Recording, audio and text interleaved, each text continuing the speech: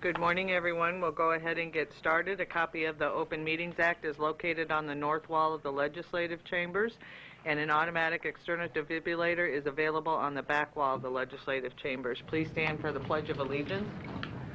I pledge allegiance to the flag of the United States of America and to the republic for which it stands, one nation under God, indivisible, with liberty and justice for all.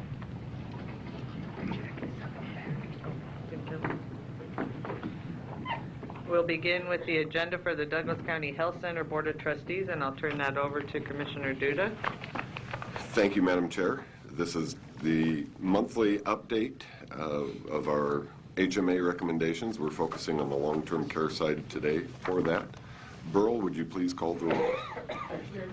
Present. Present. Here. Here.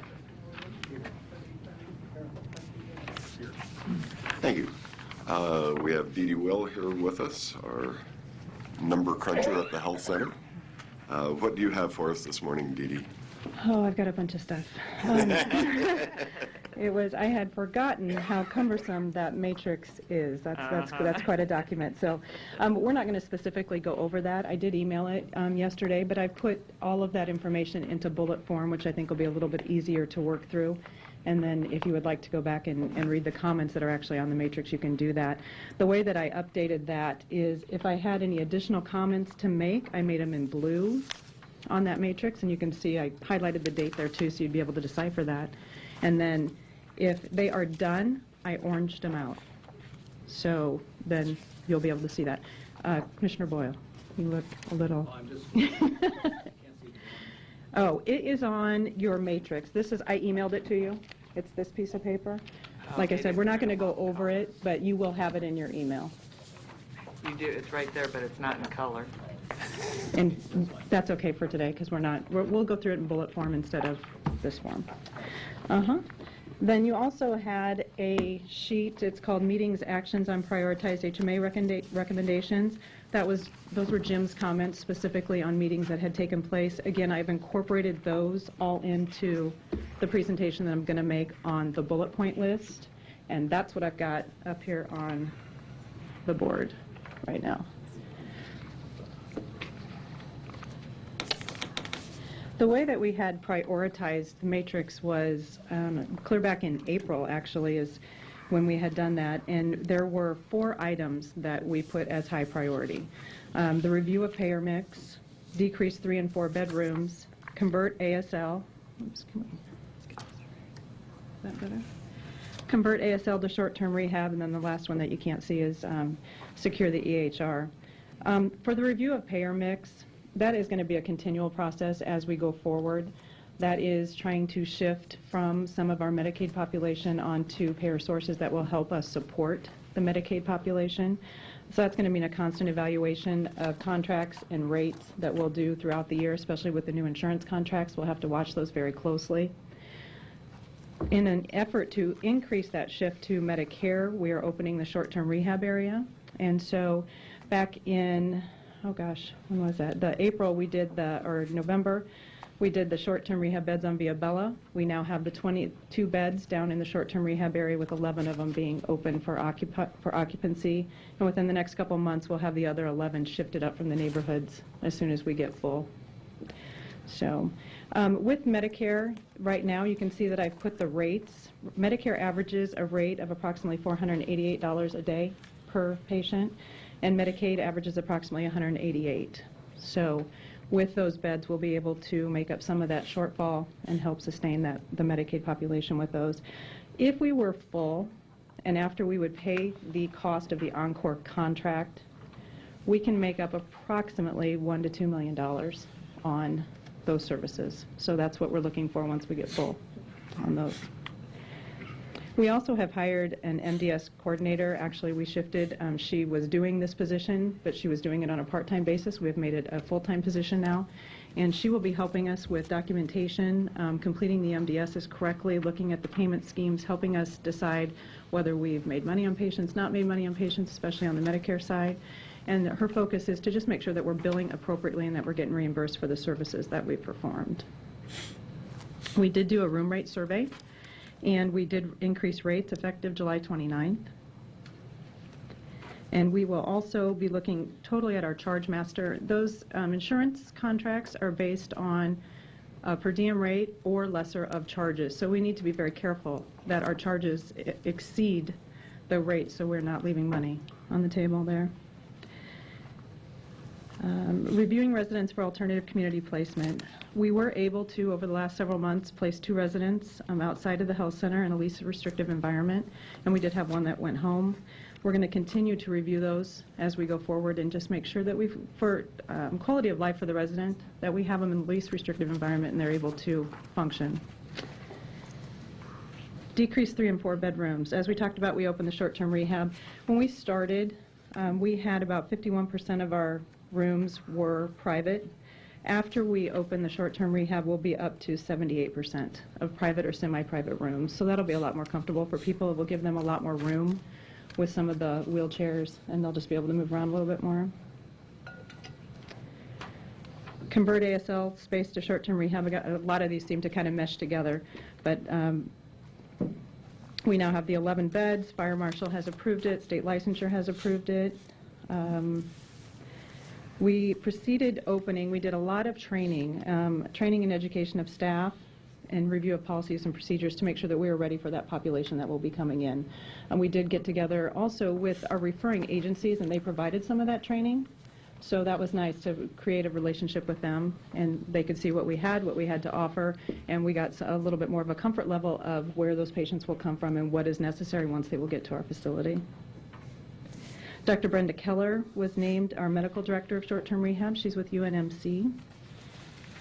The open house on the 21st was very well received. We had a lot of discharge planners and a lot of employees. It was a very positive experience. That was fun for everybody to come through. And our marketing and awareness will continue on that. I know even yesterday Chandra was out at the Emmanuel facility and set up 3 meetings, potentially. Yeah. So those are going well, and we'll continue with those. I'm sorry, what was that was set up? Excuse me? You turned your head just as you said what was set up. 3 meetings with the Emmanuel system. Pre-meetings? 3 meetings. 3. 3. Okay, thanks. The last priority that we had that we've been working on is secure the EHR. Currently, we're under negotiations to finalize the Meditech proposal, and we're specifically reviewing the pharmacy area to make sure that we have some bi-directional information that's going to go. Our pharmacy is kind of different compared to a normal retail pharmacy and how we operate. So we're going through some, being very careful in that area to make sure we're getting what we need there. .com is assisting in negotiating those contracts, of course with the help of Diane Wallace. She is engineering that. We will do a pre-planning project to make sure that all of our departments are involved and everybody understands what we're getting into. That's going to be quite an undertaking, but I think everybody's real excited about it. We'll be looking for a project manager to assist us with going through that process. And then we'll have a project kickoff with Meditech and with our core team in the fall to start that. Those were the prioritized ones. So we've come a long way. If you can tell, like all the blue is the additional items. So that's nice to see. Sometimes you get lost in the detail and don't really realize where you came from. So that's been good. Yes. When you talk about reviewing the pharmacy area, what do you mean exactly? We need to make sure on the pharmacy side that we use a QS1 system to bill because our pharmacy bills their own charges. They have to bill it through licensure requirements. So we have to make sure that the information is flowing into that system and that whatever that system sends through will flow back out to the Meditech system, to our side to the billing side of it, to the nurses so they can see all of it. So we're just kind of going through those and making sure that those interfaces can be set up appropriately. Okay. The second page is they were not the prioritized recommendations, but they are the other ones that we were asked to consider. And the first one was the privatization of services, and that was for laundry, housekeeping, and dietary. On January 28th, we were given the approval to go out for bids on laundry. Those bids have been completed, and they have been reviewed. And it will be on the agenda for the Board of Trustees agenda next month to review those bids, the way they came back, what scenarios we're looking at, and what the recommendation is to go forward on those. Housekeeping, we preliminarily reviewed housekeeping. That was tabled after we were asked to go forward with the laundry side of it. So we will come back to that, and we'll also be looking at that universal worker concept a little bit. And after we've got short-term rehab up and going, we'll be able to kind of see how that would fit in a little bit better. And dietary, again, we started that preliminarily, and then that was put on hold until after we got buffet dining moving and we were completed with laundry. So those are two that we can, or would be up for discussion for you guys if you wanted us to go forward with looking at those. Financial reporting and allocation of cost. I think I'm going to be even more busier this next year. As I was going back through this, with the electronic health record coming in, with the new budgeting package, I think now we're at a position where we can go back, look at Oracle, look at that budgeting package, look at what the EHR has to offer, and start solidifying some of the monthly reporting, some of the quarterly reporting that we need to do, both in the areas of budget to actual and in departmental budgets. So being able to allocate cost appropriately to which county department that they came from. And we were able, this last budget period, we moved some of primary health costs for therapy to their budget, approximately $100,000. So we've started that process, but we'll continue to work on that. And then we also have the review of PBX, which of course was a cost borne by the health center for various county departments. And then we'll continue with .com. They have the upgrades and the budgeting system to put into place, but we'll continue with those to see what we can, how we can pull off of the Oracle system into something that we can get you guys good reports quarterly and monthly. Review of cooperative agreements with VA. Right now, we are in the process of negotiating that contract. I believe in the Board of Commissioners meeting, we'll be asking for an extension of the current contract for 90 days while they review the contract that will go into place. We get paid from VA right now on Medicare minus 15%. We have asked them for a full Medicare rate. Previous discussions with VA, though, on services and a continuum of care have been very positive. And Mr. Tourville is, again, initiating all of those contacts, and so we can go back to the table and see what we can do to help their patients, et cetera. We can just go through them. One of the other recommendations was continue with state and other local entity support and cooperation agreements. I've listed some of the entities that we have been working with through the short-term rehab process. Chandra can surely expand on these. But Emmanuel Pathways, Methodist, Nebraska Med Center, Continuum Care Meeting with the Methodist, ACO. Trustee Rogers has spoken to us about potentially leveraging some of the 340B program with Charles Drew here in town. Leading Age is going to put together a work group regarding managed care. Select Specialties is a step-down facility from an acute care hospital, and we've been dealing with them. And then we kind of need some direction on where we should go with the state groups, who we should contact, how to initiate that contact, and discuss with them the whole reimbursement area and how we can work together to potentially bring better services to our clients, our customers. And then benefit package reviews. I think this is going to require a whole county effort and direction as we go through our labor negotiations. We try and introduce some different ideas there. I think that's going to take a much larger effort than just us. And so with your guys' help, hopefully we can start molding maybe some different packages and that would decrease some costs in that area. Those would be the ones, I mean, I guess I'm considering on the table that we have kind of started, but that we actually need the push. Okay, which ones do you want us to go to next? That would be my next tier, I guess, after where we've been. Excuse me, just a second, Dee Dee. I believe Trustee Boyle has a question. I do. I've been making notes since page 1, so I'm sorry. That's okay. Excuse me. In the first section, review payer mix, I guess it's the second, open for short-term rehab beds on Via Villa. Who is being treated? Who are they? What kind of patients? On Well, The short-term rehabs? yes, and what are their injuries, or what? They would be either in need of skilled nursing services or rehabilitative services, physical therapy, occupational therapy, or speech therapy. Okay, and we have all those professionals in place. We do. We have a contract. Encore has a contract for speech OT and PT, and nursing would provide the skilled services. The first part is we have a contract, Yes, we have a contract for therapy services. therapy services. Uh-huh. Okay, do they charge by the patient or what? It depends on what type of service they are providing. It depends on Okay. if it's, and what the contract is, Okay, what payer source. and then let's see, MDS. There's a lot of acronyms in here. What is Yeah. MDS? MDS is MDS is the set of paperwork that we fill out to get paid, basically. It captures what we have done for the patient, what the patient, what they're able to do for themselves. It's what we turn into the state. They do their calculations, and then it comes back with a RUG rate, another acronym, Resource Utilization Group, and it tells us that this is what you'll get paid per day for that patient. Then in the reviewing residents for alternate community placement, are we sending out some of the patients? I mean, what do we do? We're sending patients out of our facility who are long-term.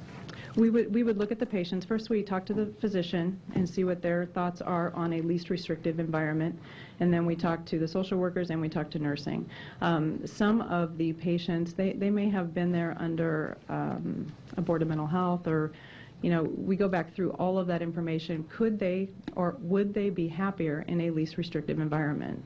And so then and obviously we talk to their guardian, their POA, if they're a lone person. We go through all of those channels, and then if they agree, we don't force them out, but if they agree, then yes, we would help them find a more suitable place for them. Okay. And what kind of nags at me, and there's something else in here that nags me on the same point, is that one of the things that the leadership of your facility has bragged about is the family relationship with the patient and the caregivers, and I wonder whether we're asking some of our cousins to move. Like I said, I mean, we do try and involve them, and we do talk to all of the caregivers and the family and the patient. Okay. Then, let's see, I wanted to ask you, on the second page, discussion of privatization of services. This is one of my interests. It's whenever privatization comes up, it's always it always appears to me that it's the people who are at the bottom of the wage scale. And how high up are you going to go? I mean, are you going to go to the laundry supervisor, or are you going to go to someone who assists you? Are you going to contract out, or do you? And the directive given right now is to look at these departments, laundry, housekeeping, and dietary, and it would be the full department. The whole department. And see, this is where I get very uneasy, because I think there's and it's one of the reasons that I've supported what's the change at your facility, is that I think there's real solid value in having our employees working in a facility. Somebody serving food and coming to a room or interacting with a patient. One of the really good things is that the server, Debbie knows Martha. Sure. And calls her by name, and she knows that she doesn't like tapioca, and all that sort of stuff that adds to quality of life, which is what I think makes our place stand out. And I think that's why we earned that extra star to give us 5. I agree. So I'm concerned about these changes, that we have a lot of strangers who don't know who's coming into the place, don't know some of the quirks, don't know some of the particular illnesses, someone who may have a certain kind of unpleasant-looking handicap, how to deal with them. I'm real concerned about, these are the people who deal directly with the people we're trying to help, and that really concerns me. That's my soapbox. I'm concerned too about the concept, having been a union organizer. I'm concerned about this concept of universal workers. I mean, although I'm kind of left-leaning, it almost sounds communist. Thought I'd say that for you, Doug. But, so I'm opposed to this communist tactic of a universal worker. I think it's a concept that sounds really great, but in reality, I think something that has been happening in other county offices pretty effectively is cross-training, and I know you've done that too. And that may be a way to get around this this concept of the person who's serving food then also being the person who mops the floor. I don't know how that's going to work, but I think cross-training is something that's valuable because it even can give people a chance to move up.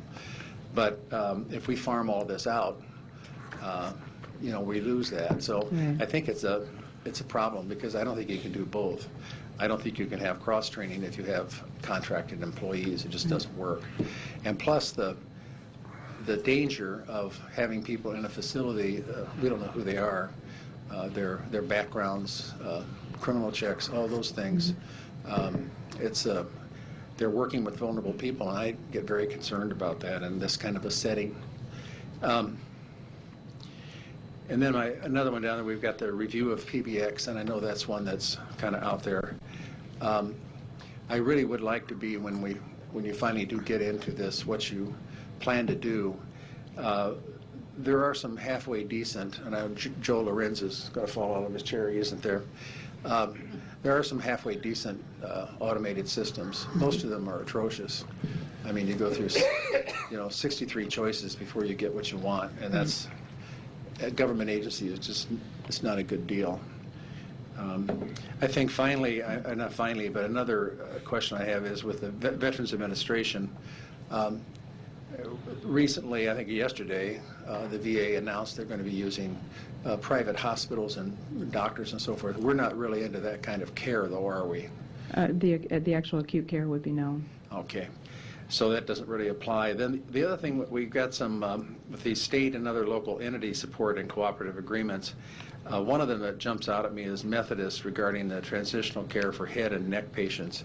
Do we have, are you talking about we would start caring for those kinds of people? It would be when they leave the Methodist facility that they would come to our facility, yes, for their rehab and for their skilled needs.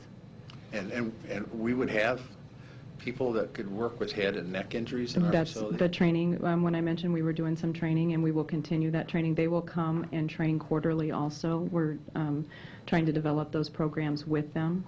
So we're going through that process of trying to develop those relationships and actually do that process. So we would look at that.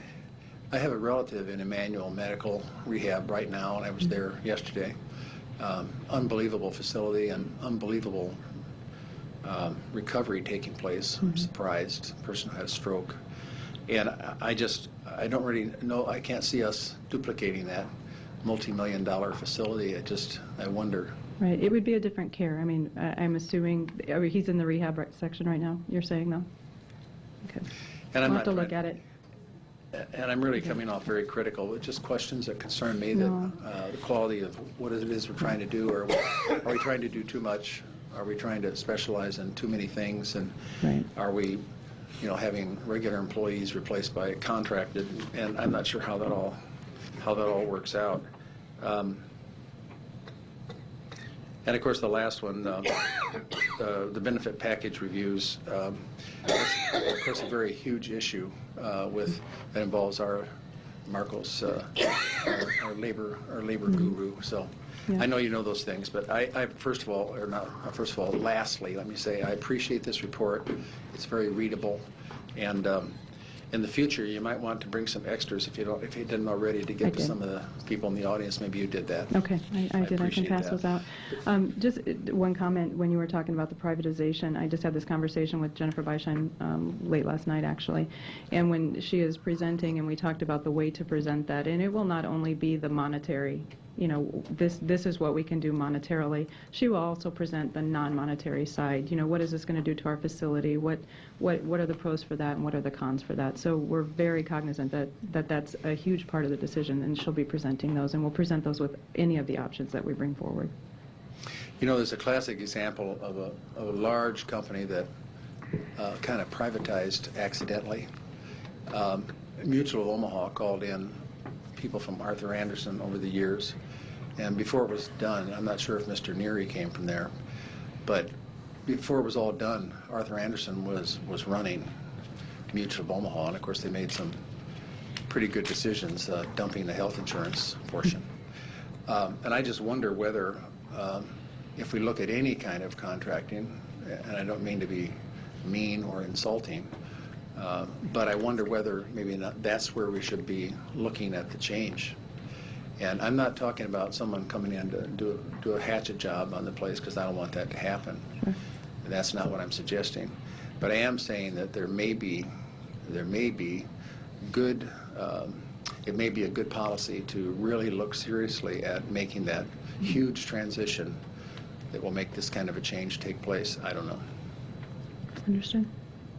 Thanks a lot. It's a very good report, very concise, very readable. I appreciate it. Thank you. Thank you, Trustee Boyle. Trustee Borgeson? Dee Dee, are we at a point then where, you know, we had, I think, 2 different resolutions on as to what recommendations we were going to focus on, and then when those were done, we brought up another set. And while some of these are pretty extensive and ongoing, are we at a place where we can move on to other ones that you're suggesting, or at some point will suggest? I would think that we're at a point now where we might want to consider that, so we can, we're kind of at the tail end of some of them, although they're ongoing. Right. Yeah, we need to be thinking about the next set going forward and get moving on those. So, like I said, on the privatization ones, if you want us to go forward with the housekeeping and dietary, that would be a good one too. So we can start now, and we've already had some of those preliminary discussions with the union, so they are aware of that.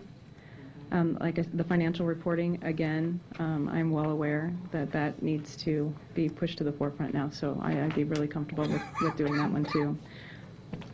And the rest of them are kind of, they're just going to go with normal business too. The review of the VA, and then the state and other local entity support, that goes with the marketing of the rehab area and with the whole facility. So I'm not sure if there's a resolution that's needed on those, or more of just a continual movement on those. I think maybe if Commissioner Duda and I sat down with you guys again and kind of mapped out and brought back, like we did the last 2 times, what's the next step, just so that we stay in sync and online with the... That would be fine. There's also on page 3, where these are the last bit of the recommendations that were on the HMA report. So we don't necessarily have to go through these. I think that there's enough on those first 2 pages, but you can read those at your will. One of them, though, I will bring up was the Commissioner Rogers talked about the work group again with Charles Drew. So that was on there, and I think we are going to start on that one, so that can be brought forward too. Yeah, that's been going on for years. Yeah, exactly. Okay, thank you. Yep. Is there any other questions on that? Your plate is full. This is a lot that you're taking on. The electronic health records by itself is a huge undertaking. It is. And I'm a little hesitant saying, okay, now that you're done with that, let's give you some more tasks, because you're not done with that. You're just making the next step. And, right. And you still got a lot of work left ahead. Yeah, and that's going to be everybody at the health center. That is going to be every department. Sure. Has an input into that, and requirements, and going through all of our systems. It's really an exciting time, actually. It'll be a good time to just really try and get some of the efficiencies out of the system. It is interesting to see the improvements being made, and being made to your bottom line already. Right. Let me ask, change the subject here, now that our fiscal year just ended, how did you end up? We ended up over $3 million positive on the budget side. So we're already seeing very good effects of the work you're undertaking. We are. Everybody's being very cognizant of cost, and the rehab area is helping, and I can only see that improving for next year. I think that we'll see some more gains on that. And then hopefully in the coming years, then we will be able to build that more into the budget, so you will see the decrease in the actual subsidy come through too, which right now we're kind of in the build-up stage while we get everything going, and then you'll see those come down. So. Well, but being $3 million to the good on the budget, you're showing good effects already, and I certainly agree with Commissioner Borgeson, or Trustee Borgeson, that we'll try to work with you to see what other things maybe we could be addressing next from the recommendations, but I'm very pleased with all the progress we're seeing right now. Wonderful. Trustee Duda, I had one other question that's pretty broad. It's on the very last page, 3 of 3. It says model of, these are other, under the heading other, model of an alternative community setting and funding for residents with mental illness. How does that jibe with our community mental health facility? It could be in conjunction with that, actually. I think it specifically came out of a discussion that they were having with possibly the VA, or when HMA was looking at it. I'm going to be honest, I can't remember exactly what context it was in, but just by what the subject is, I mean, that we have an opportunity to work with CMHC. I think that we should try and do that, and we need to explore that and see if we can come together on that. Thank you. Trustee Borgeson. If I can add a little bit to that, Commissioner Boyle, one of the things when the behavioral reform took place starting back in 2004, this was one of those where the state directed the regions not to worry about long-term care mental health needs that they were going to, and what their thought was to work with nursing homes, because there's an ongoing shift of trying to let individuals remain in their homes, not only because it's cheaper, but because their quality of life is better because they're in their own environment, and to remove people from those settings and place them back in their homes. So we were seeing an increase in availability of rooms in nursing homes that maybe could be converted into long-term care mental health needs. Well, the state dropped the ball on that, then gave it to the regions, so the regions started it, and then we were told to back off, and so nothing ever really got done with that long-term care piece of the mental health system. I mean, we have a floor of it, if you want, if you will, but we're still working for that population to try to figure out whether or not we should go back to that original thought and work with those nursing homes to see if they could convert some of their beds into that type of a setting, or are there things in programs within the community where those people with those needs could go. So it's an ongoing and has been, and it never, you know, the whole adult reform system, when it started, never got done, in my opinion, well, in lots of people's opinions. We started it, we got a good way, they emptied out the regional centers, and then all of a sudden it just stopped. So we're still working on it, but that's a piece that I think would be a priority of ours at some point here to really take a look at. And we have to be careful of that with the IMD discussion, and so it's difficult for a long-term care facility to take on a lot of the mental illness, because then you lose some of your funding. Is there, if I could, Please. Is there any place in your operations for, if you're going to be doing some outside contracting, any place for the visiting nurses or home instead? I mean, that sounds kind of crazy. We do have contracts with the home health agencies to come in. Okay. All right. And hospice also. How about, is home instead not a high enough level of care that you'd be interested? I do not. I'm going to be honest. I'm not familiar with it. Are they a total home health agency? I'm not sure. I'm not sure. It might be worth checking into. I know they do a lot of things. They have a lot of business, that's for sure. I think Trustee Rogers might have a little insight. If Home Instead comes in, they go to the home, so they wouldn't. Well, They're an actual agency. I know they home health do. agency. I know they do, but if we have people living at the facility, I don't know whether any of that matches or not. Maybe this is way off beam. Trustee Borgeson. There's some in-home services agencies that only provide your basic needs, not the medical component. Right. And so, like B&A, they do both. They do both. And I believe Home Instead was getting into that, if I remember, or haven't yet. Chandra just said their companion. They're Just more of their a companion. piece. And then that was my there's point. like 3 or 4 new ones. Angels, Amazing Angels, I think, just opened here in the community. Good morning. Good morning, everybody. Mr. Boyle, there's skilled services and custodial care. Right. And the population we're serving, home health companies have grown drastically in this area. So a lot of people can go home instead of going even to a facility like ours. And so home health companies, they're not our competitor, but we have to work closely with them, because where it gets tricky is if the patient goes home and they go back to the ER within a certain amount of time, should they have come to a facility like ours in the first place. So we want to work relationships with home health companies, because when they go home, they can have skilled services just like a nursing home. So the Homestead is a companion company. They're not a home health company, Right. not yet. So if that answered the question. Thank you. Okay. Thank you, Chandra. Can I ask a follow-up question? Please. So, Chandra, based on that scenario the conversation we had yesterday, we're not set up that if that arrangement was made, a person should have, we're not considered a consortium enough that if a person should have come to us, they went home, and they end up going back to the ER within a certain amount of time, that's a penalty. That would be a whole ACO setup, and we're not there. We are and we aren't. An ACO is something totally separate. What healthcare reform is based on is there's too many people using the ERs as their primary care clinics. And so people would go to the ER, get treated. Some would be admitted for 3 days, which is what you need. You need a 3 days midnight, 3 midnights to be admitted to a long-term care facility. So what facilities are doing, or what we're doing, is working very closely with home health companies. One, the community is not serving the higher acuity patients. So talk about a fractured hip. We'll get those patients, but they'll also have maybe COPD. And really the underlying problem is the COPD, not the fractured hip.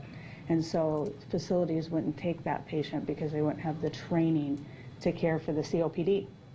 And a COPD patient can get exacerbated very quickly at home at 8 o'clock at night when they can't breathe. What's the first thing they do? 911. Well, we want to work with the home health companies to lower that type of revisit to the ER, have systems in place where they could call off our facility or the home health company and not go back to the ER.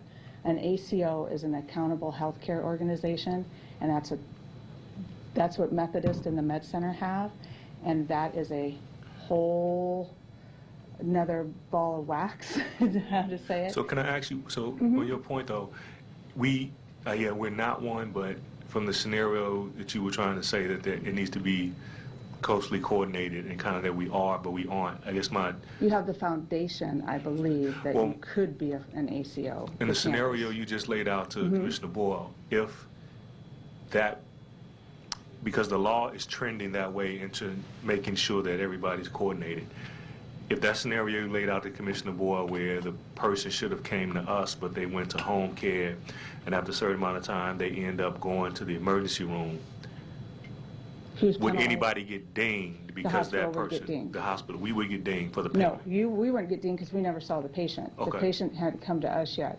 So with healthcare reform, what they're saying is if your patient goes back to the hospital within 30 days, you're going to pay us back. And so if they evaluate that they should have sent that patient to a skilled facility then to home health, we're not going to be in trouble because we didn't see the patient, but the hospital will probably have to be reimbursed that money back to the insurance company. And the home health company will also, in 2018, it looks like they're going to start penalizing them too. Go ahead. That's the piece. So that's what I want. Did I answer it? Trustee Borgeson? Yeah, no, I just think, back, and Patrick may remember or not, but back when the whole healthcare reform started, there was actually a discussion about whether or not we should become one, and everybody kind of backed off. I think that actually should be another work group that we put together to explore and discuss and put together the pros and the cons, kind of a white paper, because as we just said, everything is moving that way. Why everything keeps getting delayed, things still are going on. And so it would be in our best interest if we sat down and tried to figure out what does that mean for us if we become one, how do we become one, do we want to become one, and then report back. I think it's that big of an issue. Well, the ACOs take care of their employees. There's health benefits to the employees. It's a total accountable healthcare organization. I couldn't hear what you said. The first part. ACOs take care of not only their clients, they take care of their employees as well. I see. Okay. So, and you guys do, I believe, have the foundation for it. I'd like to see us do that. Sounds like we need another little investigative working group here. We will Thank take you. care of that. Is that it for me, guys? Thank you very I much. believe so. Thank you, Chandra. Okay. Is there anything else for me? Any questions or comments for Dee Dee at this point? Now we just added another. You did, yeah. We're I worried caught that you it. didn't have enough to do. I have a question about if that whole parking thing was resolved. Do you know that? Can you comment? The parking it's in process. Okay. Any big complaints or anything we should know about? Not that I have heard. Okay. Not that I have heard. Okay. I think I will now. Thanks. Mr. Tourville will be back. Thanks a lot. Nice job. Thank you, Chandra. Or Our Dee Dee. next meeting, when we have some discussion, will be August 25th, the trustees, last Monday of the month. I believe that's our next scheduled meeting, yes. Okay. Yes. Yeah, we had a meeting yesterday out there. What do you have for us this morning? Good morning, Morning. trustees. How are you? Well, Great. We have a brief update from the Community Mental Health Center. We're down for our quarterly reports, and I brought down Mike Phillips, who's the director of the outpatient programs, and I brought down Pam Barnes. If you recall, Pam Barnes was promoted internally into the program coordinator position. We did a little bit of a reorganization, and we thought that having a program coordinator for the day treatment program would help us in conjunction with moving forward with the HMA recommendation, and she's just done a phenomenal job in that position. We also are going to have a program coordinator position, which is an enhancement of a current job position in the psychiatric outpatient clinic as well. And so the program coordinator for our psychiatric outpatient clinic and Pam's position will be cross-trained. I do think that's going to be beneficial as well for the Community Mental Health Center. We're a very small staff, so the more cross-training we can do, the better. So in front of you, you have our update, and on page 3 and 4 are the outcome measures that were approved by the Board of Trustees, and this is our first report to you in regard to those outcome measures. So I'll give you a chance to get to those, and I can also put them on the screen. I do have extras if there is anyone else who would like to see these. Probably that gentleman in the front row whose phone went off a couple minutes ago. Yeah. Do you want a copy of what she's talking about? He's our official watchdog. You're very welcome. That's We why I have have watchdogs here too, but he's the have these. official watchdog. have these here. Okay. We're excited about the outcome measures that we are looking at. We know working with an indigent population that have multiple concerns when they come in the front door can be extremely challenging. We set the bar for our outcome measures, as you can see, I think fairly high and aggressive, knowing that we may not every quarter reach these, but we kind of wanted to push ourselves and see exactly how far how far we could do. So I'm pleased with our first quarter. The first one, the day treatment patients will report 90% satisfaction. We do a satisfaction survey with all of the individuals in the program, and our outcome for this quarter, 98% of the individuals reported that they were satisfied with the program. So we exceeded our internal goal. On B, 90% of day treatment patients will report they receive timely access into services. This outcome is in conjunction with Region 6 Behavioral Health Care. They are wanting the individuals served to report that they feel from point of referral to point of admission they received timely access. And again, we exceeded the suggested outcome, and we received 98% of the patients reported that they felt they had timely access. C, 65% of day treatment patients will experience a reduction in symptoms and or improved function. We use the BASIS 24, that's an approved evidence-based assessment tool. Again, since we are working with individuals that come in the front door with multiple concerns, mental health, substance abuse, medical, quality of living, we set that at 65%. This program is designed to work with individuals per service definition that are considered treatment resistant. So our baseline was 65%, and we did exceed that by 89%, and our outcome was 89%. I'm very excited about that. This is a short-term program.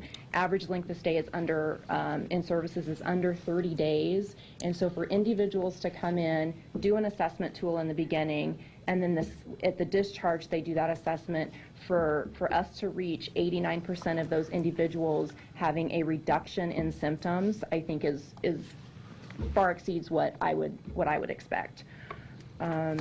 D, 90% of day treatment patients will not require psychiatric inpatient care while receiving services in the day treatment program.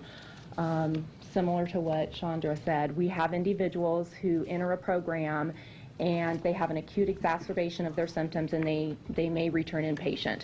This program is designed to try the best we can to keep individuals out of that higher level of care.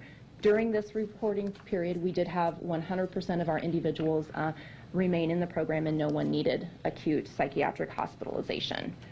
So then on page 4, which is good. I don't expect it to always be at 100%, but I think that was excellent. Thank you for focusing that for me. Okay. E, 85% of the day treatment patients will not require psychiatric inpatient care within 30 days following the completion of the day treatment services. And we had our outcome was 93%. We had 2 patients who required 2 admissions within 30 days after their completion of the program. So I still think that's very good. F, 80% of day treatment patients will have established informal and formal supports upon discharge from services. Research indicates that making sure individuals have both the formal, which would be psychiatrists, therapists, or other professionals, and informal. Informal is things such as peer support, and established, family, friends that they're going to contact in case of crisis, AA, and things like that. Helps them reduce their readmission into acute services.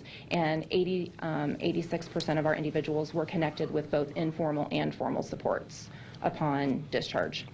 And then the final one is 80% of day treatment patients will successfully complete the program. And we have criteria that defines what successful completion of the program is, and 86% of our individuals did successfully complete the day treatment program during this reporting period. Any questions about our outcome measures that we have established? Great. It's great that you exceeded every one of your goals. Those are most impressive. I believe Trustee Bergeson has a question.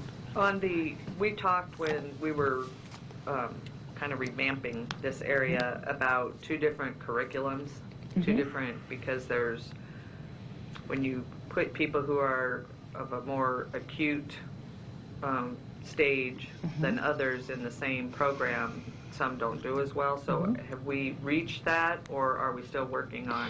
We're still working on that.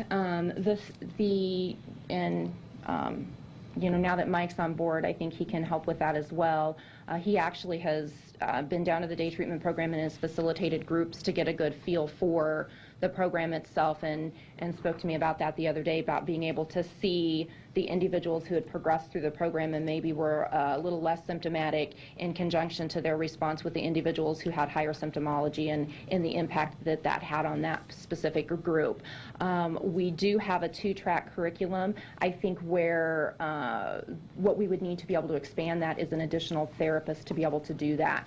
So we're kind of in a holding pattern until we can steadily get enough income to have that program break even and have consistently 10 patients, I think is the number that we chose to try and get engaged in that daily, so we could hire that before we moved on to hire any additional staff.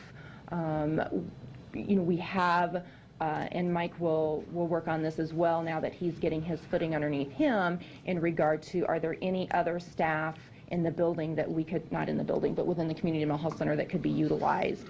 We already utilize inpatient social workers and day treatment therapists go onto the inpatient unit, so we're already doing a lot of that. It's just, do we have the manpower to ramp up to run the 2 tracks? So we're not doing it currently? We are not currently doing that. But we do have the curriculum established, So once we have the workforce, we could. And then your recidivism, are we doing anything to try, I mean, you have a outcome here about 2 patients required 2 admissions within 30 days, but is there something more on recidivism that we can measure for coming back at any point within the system, or are we not tracking that at all? We can pull that report, so we can look farther out. We can look at 60, 90, whatever direction we're given, we would be able to pull that. Right now, we pull it internally. We do not have if they're hospitalized at a facility outside, like an Allegiant facility, because we can't access that data. We can try to secure that data from Magellan. We do get approximately once every 6 months, we will get a report from Magellan that lets us know on the inpatient side if our inpatients were discharged, if they were hospitalized not only on an internal basis but on an external basis, and what our overall percentage was.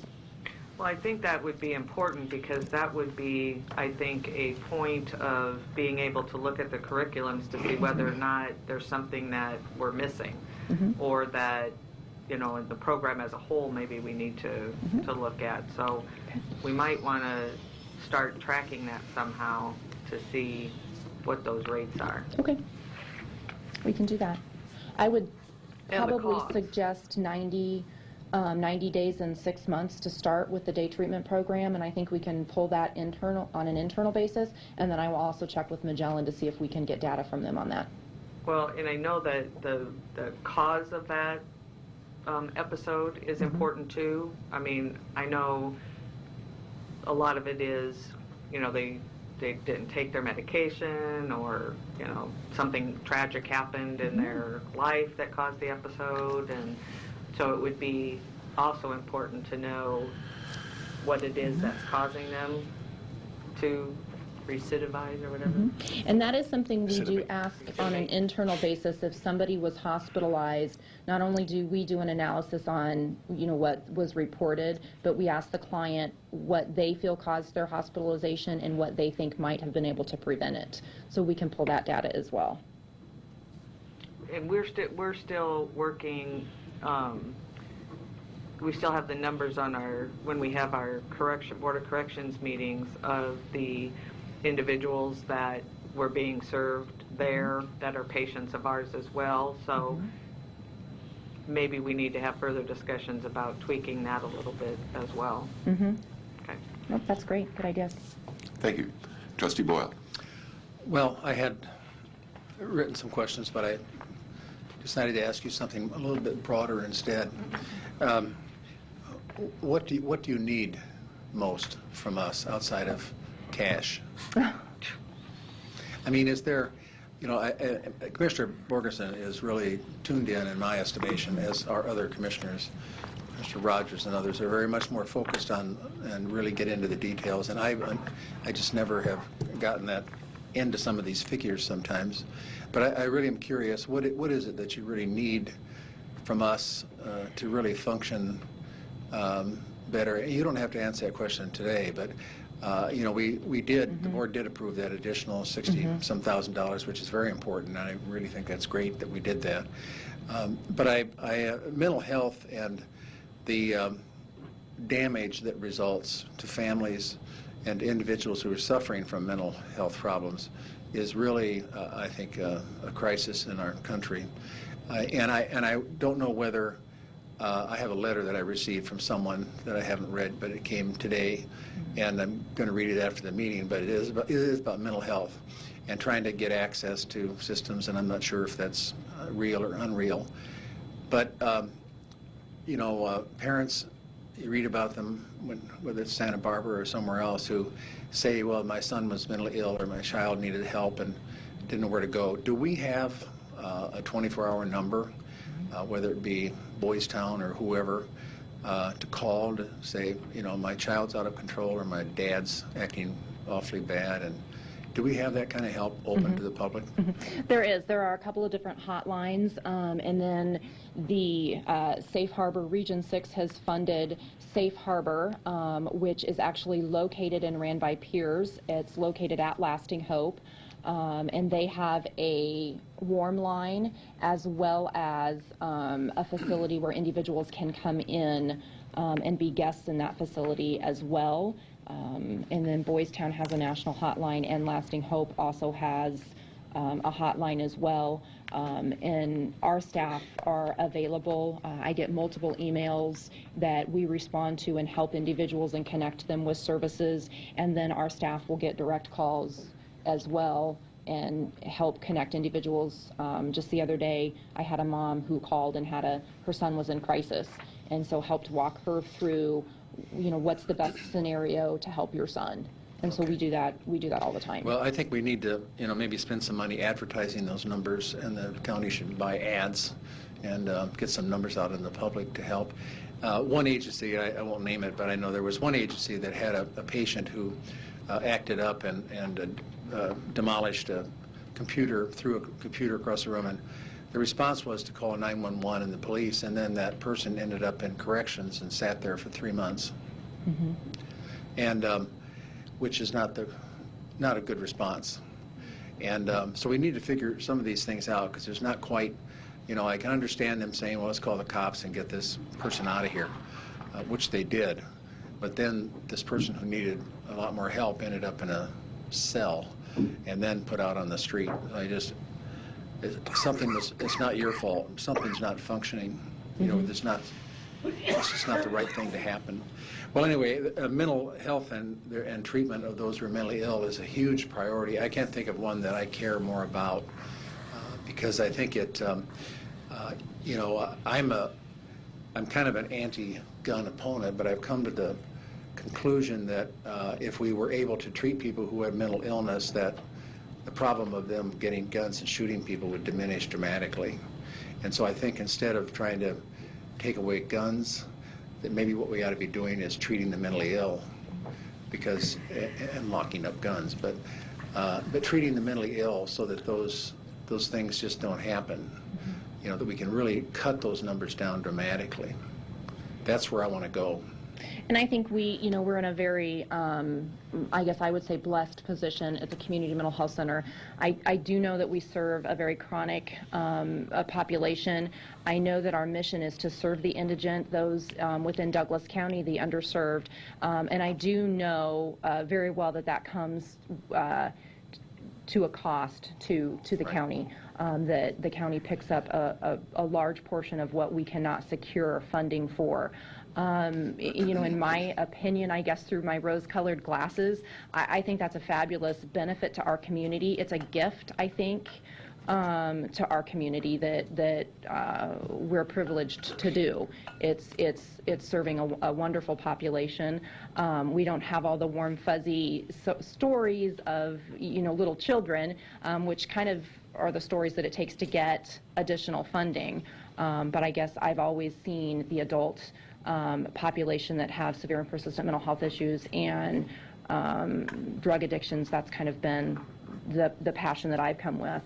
So I think the board already supports us in a very strong manner in regard to just being allowed to serve the indigent of Douglas County. Well, I want to add my opinion about your being, short of money. I don't expect the assessor to make a profit. The assessor's not supposed to come down and tell us, oh, gee, we made $17 million last year. And sometimes the Register of Deeds does make money in filings, but it doesn't really matter. I mean, we're glad they are. But county government, people say run this like a business. Well, you really can't. We don't expect you to make a profit. We don't expect offices to make a profit. This is the cost of doing business, and our business is to serve the public and whatever their needs may be. And this, to me, is a critical one. So, I really believe strongly that we need to support funding to you adequately, and I think we are, but I think we can do more if there's other things you need. So that's my soapbox for the day. Okay, I appreciate that. Thank you. The final point that I have, and then I'm going to ask Mike to come up and give a patient testimony. One of the things that we had talked about previously, we have been waiting for probably 5 or 6 years for the Title 206 regulations to be passed. We were very strong in the advocacy of components of those, And to the point that one of the Medicaid folks, when I would raise my hand, she's like, okay, I know, Sherry, exactly what you're going to say about the day treatment program. Some of the enhancements were in the Title 206 regs, and some that we hoped for were not. But the one that was there is we are now able to bill half days for the day treatment program for Region 6 eligible patients, which is very good because previously, even if a person was late for 15 minutes, the region's hands were tied. They could not pay us for that day that we provided care for those individuals. And now they can. So this is a very good change. And what I wanted to show you is the history. In fiscal year 2013, we had approximately 156 half days which for individuals served, which would have been a loss of revenue of $15,688. And in fiscal year 2014, we had 140 days, which would have been a little over 14,000. We are now able to bill for that, and we project that that's going to be an additional revenue to the day treatment program. So that is good news for the program as well on the revenue side. Very good. Good. I think we have a question here, or comment from Trustee Borgeson. It's more getting on my soapbox too about two things, and one is we can plug a lot of money into systems, but I think if we plugged our money into trying to help remove the stigma about mental illness, we would be far better in the long run, and that not all mental health issues are tied to gun issues, right, which we have to be very careful when we talk about that. But if you look at ER services, we would not, as a community, ever accept that if someone was having a heart attack, that they sat in an ER for 3 days. We wouldn't accept that. If someone had a fractured hip, we would not sit them in a bed and leave them there for 3 days. We would not do that. But we're doing that with our mentally ill. Why? I haven't been able to get my hands around that very well for a long, long time, but I think that our efforts, our help and assistance within trying to remove that stigma and get mental health at the level of other health issues, because mental health has a big play in your overall health, but sometimes it's so fractured and so separated that we leave it like that. And so while we're putting committees together, Chairman, I think it would be beneficial if we had a work group in these HMA, with this HMA work, that we really work on what Commissioner Boyle has started to talk about, and that is with the limited funds that we have, or are there more funds, or what can we do to enhance our services, with the focus of how do we remove that stigma? How does this board, as a county board who has a big role in mental health services within our community, how do we help do that, and how do we help get the word out about the services that are available within the community? And so absolutely, I would really encourage us, Chairman, again, to put that working group together to do that. Mm-hmm. And obviously in conjunction with Region 6, but we talk about removing the stigma, and we do things on a, like when it's Mental Health Awareness Month, but I really think we need to come up with a plan that keeps that kind of in our faces on an ongoing basis to try to really dig in and remove that stigma. Very good. Thank you. And I would, go ahead. If I may, Trustee Rogers. Can I suggest to Commissioner Borgeson's point, whether it's the next meeting or sometime this month, I think we should ask, because Pat, this is a conversation we had yesterday, where I was saying I needed to tie you in from the public health view. I think you should ask, talk to Dr. Poore, and have the specific group from the CHIP plan that's working on mental health come to the board. I think your point that you just made would energize that effort tremendously, because it would almost be a edict from the board to say dig harder, because the Board of Health did add mental health as a public health issue. So that, I think, tees it up. I think the work that's done in the CHIP, and I think if you hear what's being specific done in the CHIP, in the Community Health Improvement Plan plank for mental health, which Patty is involved in, I think we get a clear understanding of that and say to them that we're committed to going there, push it, then we can get something without having to create this total thing and build into what's there, because they're working on it big time, and everybody in the room is on this same deal. They just need to understand where we're willing to go financially to help ramp it up. So my suggestion would be to call them into the big board meeting and have this discussion on a presentation item or something. And I think, internally at the Community Mental Health Center, I could do a better job in regard to talking more about our peer support staff. One of the best things that I think this board supported us doing was going after applying for funding to secure our peer support staff that we have. And that is a huge testimony to individuals with, that have had long-time mental health, at some point substance abuse, and at some point major interaction with the criminal justice setting, who is now fully employed and working, is a taxpayer, is giving back to the community. And I know that every day we have individuals in our programs that say, well, if you can do this, then so can I. And so I think that's something that we should highlight more, because I think that helps reduce the stigma of mental health as well. Very good. Any other questions for me? If not, Mike has a day treatment testimony. Great. Okay. Thank you. Thank you. Good morning, Mike. Morning. Good morning, trustees. Well, when you look at outcome studies and you see the numbers and all of that, sometimes it's easy to kind of discount what the service actually is when you're just looking at the numbers. 90% sounds good, 96 sounds good, but to really kind of remember that we're dealing with human beings, and to touch one human being's life in our community sort of has this network effect to their children, their friends, their employers. And so it's not unusual for our services that we get these unsolicited notes back from people that we've served.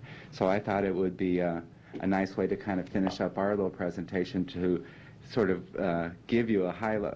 We'll read you one of the notes that we received from one of our day treatment participants. And so it starts off an address to the staff of the day treatment program. I can't begin to tell all of you how much I appreciate how you've all stood by my side, helping me when I was lowest. When I began the program in July, I wasn't sure if I could do it and complete this wonderful program. I've become a new woman, a better mother for my children, a clean and sober person. I wake up every morning and thank God for waking me and blessing me with another day on this earth. Good days and bad days, I've had the motivation to come and learn how to accept my depression, how to cope with it, how to handle my moods, and some days I didn't want to eat, just wanted to sleep until 3:30. All of you wonderful, gracious, humbling staff members have a special place in my heart. I will always remember the day I was discharged from the hospital and chose to come to the program. I didn't know what I got myself into. I will tell you this is an experience of a lifetime. You all are wonderful people and are more than great at your jobs. I hope and pray that the people who do come to this program know this. It's one heck of a program. It will always, oh gosh, it's handwritten, so I have a couple of words here. It will always be one rememberable mark in their hearts, like it has for me. I love and cherish you all. Thank you very much for never giving up on me. I was one heck of a tough woman to deal with. I am stronger than ever now, with all of the right tools to conquer any and everything. With lots of love from my heart to yours, one remarkably changed woman. So that's, if you think about the impact and recognizing all of that. And so here's a mother who now has become a better parent to her children, managing her depression. I mean, that's just one. And so you think of all of the admissions, and 96% of the people that we see make some significant changes. I think it's just something to remember. Well, your point, too, about how that one person touches so many other lives within our community, what a multiplier effect there is for the benefits that they can appreciate from our system. Trustee Borgerson? This is my last soapbox, but this is a perfect example of, we only hear negative in the media about anything. It doesn't even just have to be about county, but, my husband and I were watching the start of the news the other night, and it was actually the national news, but local news is right in there, that the first 10 minutes, it was like every story they talked about coming up was going to be a negative story. Sure. And so I've, kind of felt like you shouldn't watch that before you go to bed, because you're never supposed to go to bed in a negative mood. But this is a perfect example, and that would be where, again, I think we as a board would be able to maybe establish, obviously we'd have to, not put their names or anything, but allow success stories to be published on our website. If we had a little, we have those little buttons that have things, have good news stories about successes of our programs. We have a lot of them in corrections, a lot of them in the youth center. We have a lot in our community mental health center. We have a lot in our long-term care. Now we'll have a lot in our short-term rehab. But nobody ever hears about them. And so, again, to me, if people hear about them, that is a potential impact on someone else's life in the community, saying, maybe that's what tips them to say, hey, I'm going to go and check out this program, or it's time for me to go ask for some help, or hey, I want in that program. So somehow or another, I think that we need to work, and Patrick, you can give it to Marcos if you want, but Marcos would be a good one. Delegate. To really try to figure out work with our IT people and create that button and then list our good stories so that they're out there someplace. I really appreciate you telling us this. I appreciate when the diversion people come to the Board of Trustees and tell us the success, and we actually met some people. We had the young man who came here from corrections. Right. To me, that's a huge impact that we, again, don't do a very good job of. And so I would like to see us try to do that. Thank you. Trustee Boyle. Well, I think you're right on point, and I think it shouldn't be necessarily called good news. I think it should be your tax dollars at work, which would make people push it. Something like, other than just good news. And I do agree. There's the news that comes on is they're never talking about anything good, and that's the reason, because it's not news. They just, they don't want to hear about some dog being saved or some child not getting run over or something. It's always about some horrible thing going on in the Mideast or something. So, I think that's a great idea, and because there are so many success stories, and these are tax dollars well spent by very, very talented, qualified people. So I think it just highlights the quality of our workforce, their dedication, and the end result is just terrific. That was a great letter. Mm-hmm. Loved it. Very good. Thank you. Thanks. Thank you. Thank you. Anything else, Mike? Nope. Okay. I believe this completes the HMA update, both the monthly long-term care update and the quarterly community mental health center update.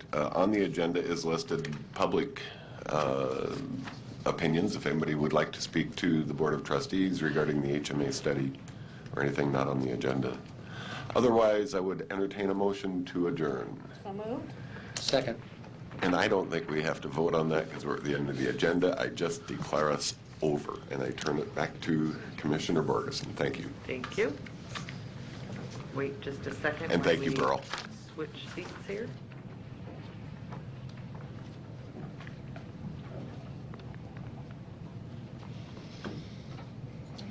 Good morning. Good morning.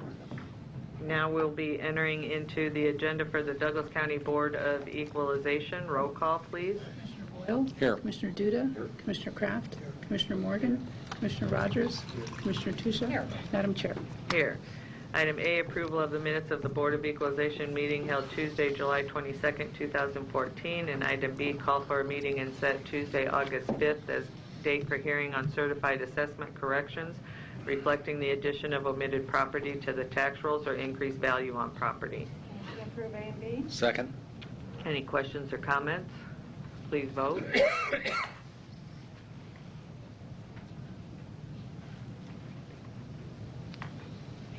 Motion passes.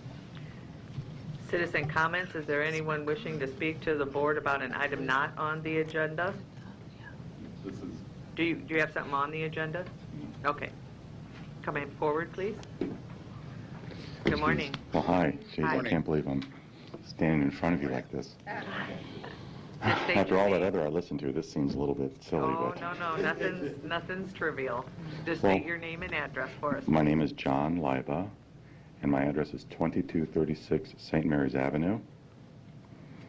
It's really amazing just coming here, and I know I have 3 minutes, so I'll talk fast. But recently, my wife and I, we bought this crazy house. It's the coolest house. It's a Mary Rogers Kimball house. It was built by her son, Thomas Kimball. He built St. Cecilia's Cathedral. Many years ago, when it was built, it was in a nice neighborhood.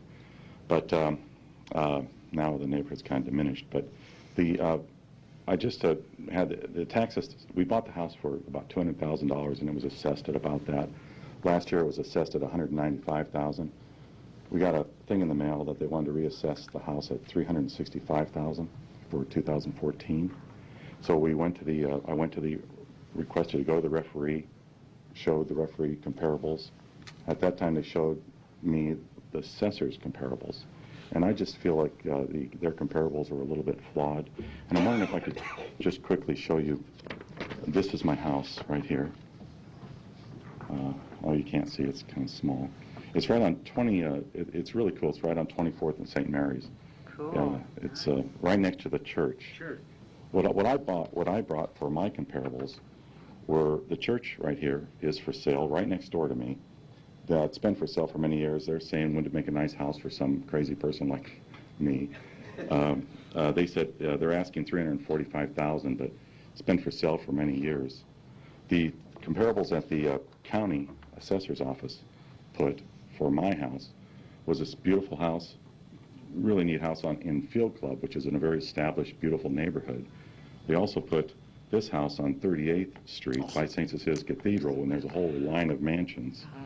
The comparables in my neighborhood, which I think will improve.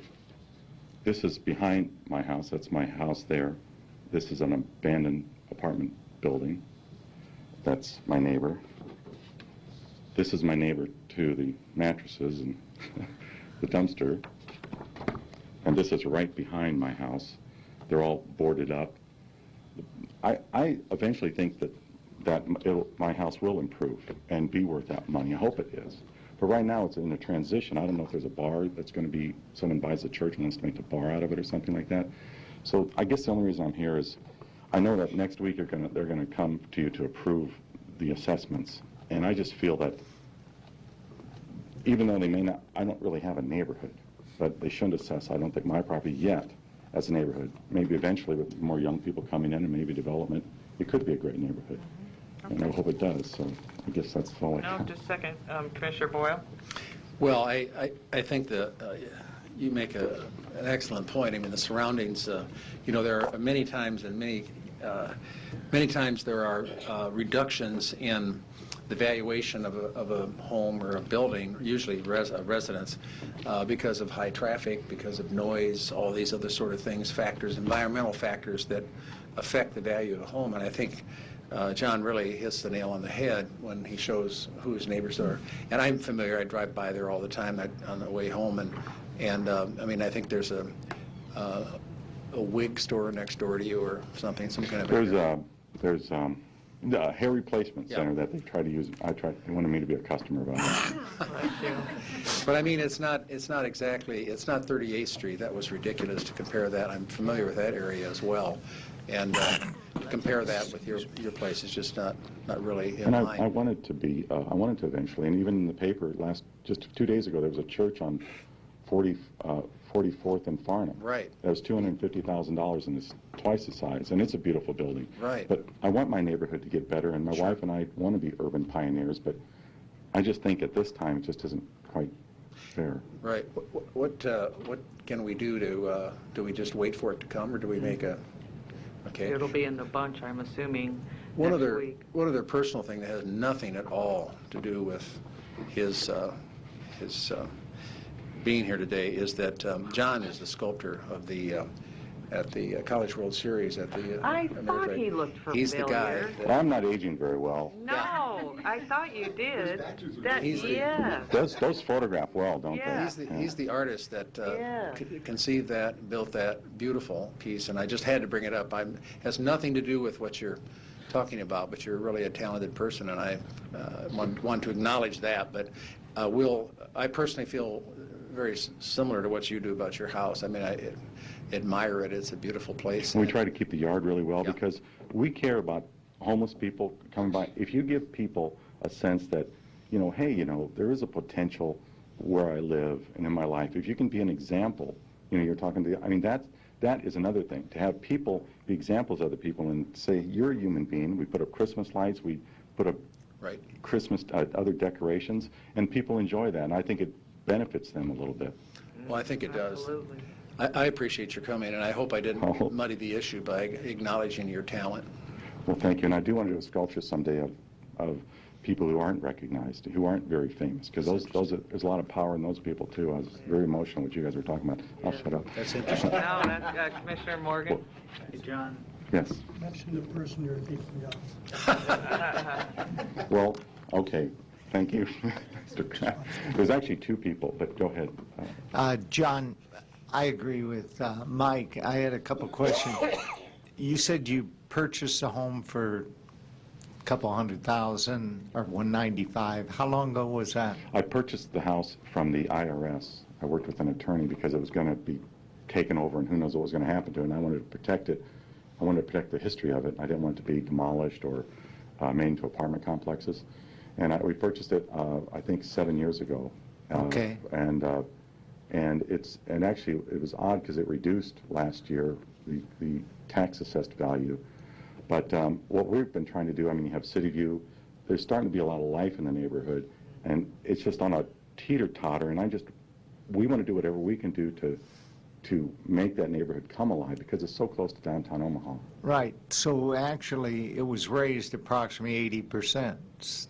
Yeah, I mean, just Roughly next year, from last year Yeah, to from this last year to this year will be, yeah. Was there any big improvement project that you had a building permit for or something that was done that they noticed? I didn't want to speak against my house, but unfortunately the copper downspouts were stolen and I have to replace those and little things I have to fix. But no, I didn't do any improvements on it.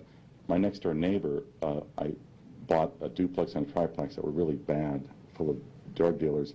They made that a single-family residence, and their property value is worth $200,000, I think. So, and they bought it, I think, for $140,000, but they restored the house. Unfortunately, I haven't had the ability yet to do major restorations or anything like that on the inside. I had the roof fixed.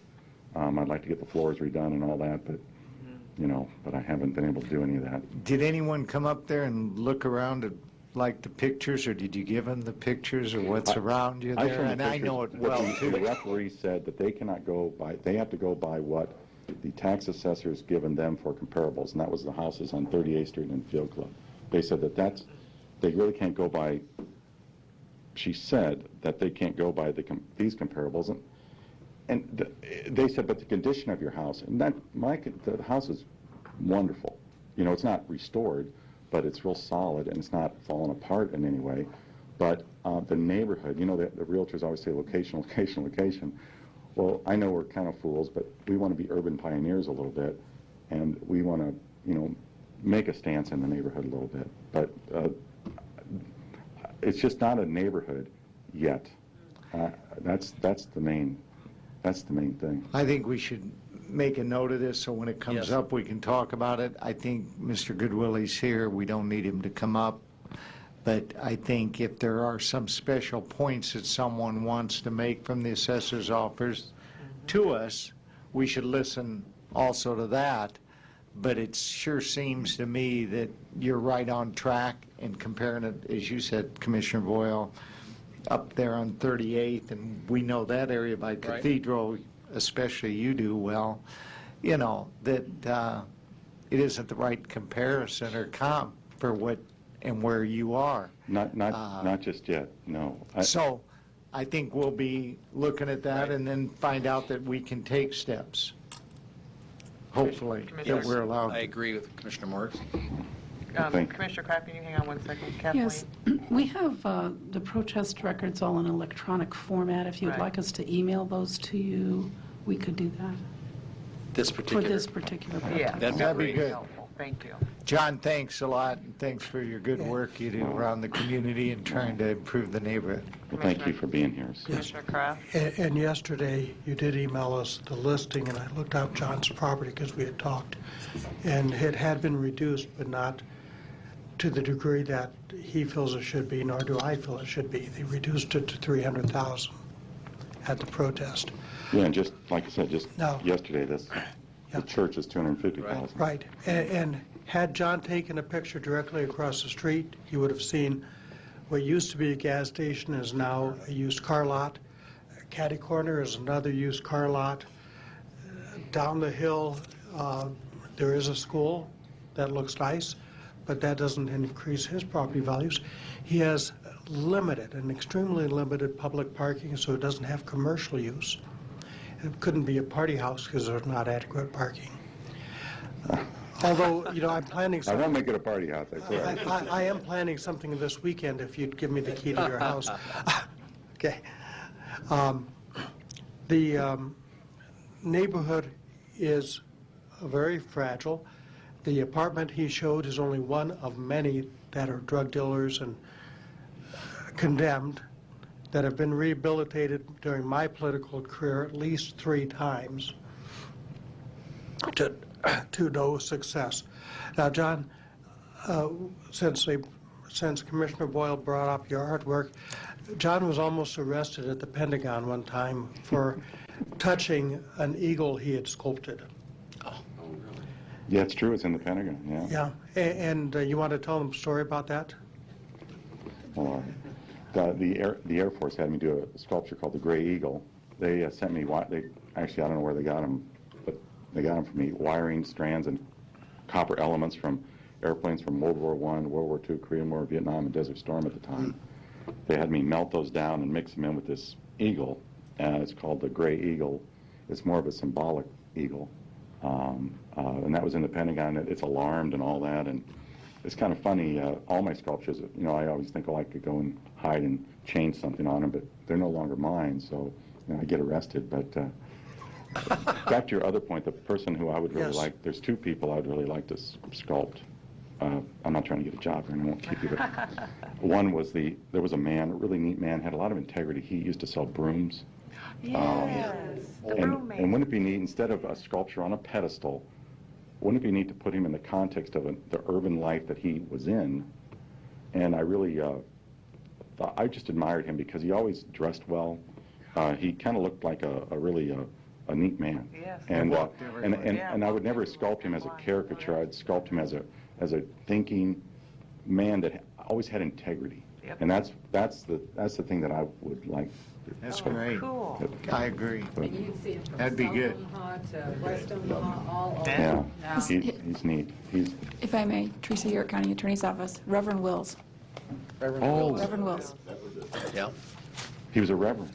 You got a Baptist church on the north side. Really? Well, once again, thank you very much. John, before I got 2 comments. One, I'll Okay. have to talk to you about the sculpture I'm because just I so sorry think to the bug you guys. railroaders, there's lots of Union sculptures down at that park, down by the old, now it's stores. Lewis and Clark. But there's not a railroader. And with 2 big railroads in this community that started our community, I think there should be a railroader. Now, let me say, my husband is a railroader, so. But they're missing down at that little sculpture place, so maybe we can talk sometime Well, about making a and, railroad. and even a railroad or anything, any subject that I would want to sculpt, I don't want to stereotype or demean, because you can see so many real qualities Yep. and not package them. That's right. You know, the ideas of railroad, and I think the ideas of real work, people actually worked very hard and had a good value structure. You can see positives, true things about people without stereotyping them or making them into gestures. And so if anything like that, I would try to find the dignity of the person and build from there. But Well, we'll talk about that, but you made a comment when you went to the referees, and this may be an educational piece that I think this board needs to work on with the referee system. The referees are, in my estimation, I thought, get the information from the assessor's office as to what their value they're placing, and here's their comparables. But that's not them to take and not accept anything else. Well, They're supposed to be able to sit there independently of what the assessors, because they're sitting there for us. Correct. So it would be like you coming before us and you have some new comparables to look for us to look at. We most certainly should be taking those and looking at those, because that's, the assessor says this, you're telling us this, them, the referees now, they should be accepting that and taking it and then coming up with an independent value based on all the information, not just on what the assessor is giving them as comparables. and I try to make it as honest as I could. I'm not trying to, well, I have this little crack or something. I love that house, and I see its potential. But I just see the realities of the neighborhood, too, so. Right. Catherine, I guess you're the point person now for our, for our board. I think we may want to look at that issue when we do the educational component for the referees next time around. Catherine? Sure, and to clarify, that is how they work. They look at the evidence packet sent down from the assessor's office, and then they compare that and look at everything, the evidence submitted by the protester, and come to a conclusion based on both sets of evidence. They did say that, but the condition, they were focusing on the condition of my house comparable to the size and the condition based on the houses on 38th Street, which are similar, and that's why the increase of the value was a condition. And I tried to impress upon them it was the neighborhood is my issue, not the condition of the house. So. But Commissioner Boyle and I have, I guess, I don't want to say it, I'm not trying to be negative, but we've had a beef about the use of comparables. Absolutely. And how far out they go. And sometimes I understand your house may be unique and there may not be something within that right there in That's that true. Maybe they're the neighborhood, closest, yeah. But there are many circumstances to which we have pointed out that the comparables are too far away. So it's not that you place a value and then you go hunting for comparables. It's supposed to be that you look at comparables and come up with a value. Oh. And so so anyway, we'll look at it, and we appreciate you bringing it to our attention. Well, And other factors. And, absolutely, lots of other factors. Yep. well, Okay. well, thank you very much. Thanks a lot, John. Good to see you. Commissioner Boyle, did you have any? I did want to mention I guess, speaking from the podium, there's something that I want to bring up as a citizen. That is that we get a report in the last few years. I've asked that we get a report showing properties that have been reduced. I've asked for a cutoff point, I think, of 50%, but there are properties that the valuation has been reduced 95%, 93%, and there's a whole list of them. And what bothers me is that those are not really, I don't think most of them are really adjustments in the value. I think they're simply mistakes. And we get, after we get through with the Board of Equalization and we approve this, it comes so fast you hardly have a chance to look at anything. We only adjusted one property last year down. And What I would like to do is to have that list and to set it aside and say, we ask the assessor to accept these as mistakes or errors, and that this is not a part of reducing valuations. Because we always get a headline like County Board reduces valuations by $173 billion, you know. And that's not the case, because there's a whole slew of them that obviously are mistakes, and they show up on these in these things that Catherine and also the County Clerk's Office, Kathleen Hall, has prepared. So I'd like us to consider that. And one final comment, I shouldn't probably take the time, but John talked about common people and ordinary people, which is really terrific. Ann and I were in Los Angeles about 5 years ago on Easter Sunday with our daughter Maggie and her husband.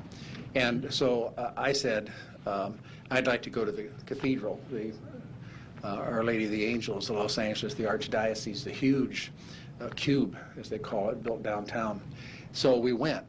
And I didn't tell anybody, this is kind of an aside, I didn't tell Ann or our daughter or son-in-law that there had been a death threat on the Cardinal and that the area was under high security. When we got there, it was high security. There were Army vehicles, there were snipers, and there were helicopters, but there were thousands of people. So we all walked through the gate and we're getting looked at. And the entrance to the cathedral is about 30 feet wide and a ramp about 60 feet long. It's just huge. The cathedral seats 8,000 people. And you walk inside and you take a turn to the right.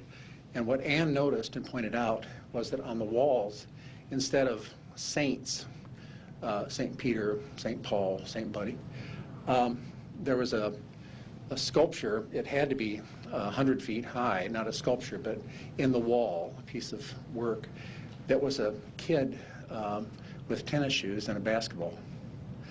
And other ones were across the other side was a woman selling fruit. So it was really interesting. It was kind of exactly what you're saying, you know, acknowledging people, sort of the saints among us.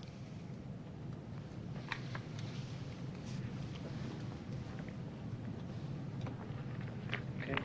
Thank you, Commissioner Boyle. Can I have a motion to, now we have we have two resolutions. Resolution approving the acceptance of late homestead exemption applications filed between July 1, 2014 and July 21st, 2014, and an application for tax exemptions on motor vehicles are recommended for approval by the county treasurer. Motion to approve. Does that include adjournment? Yes, it does. Any questions or comments? Please vote.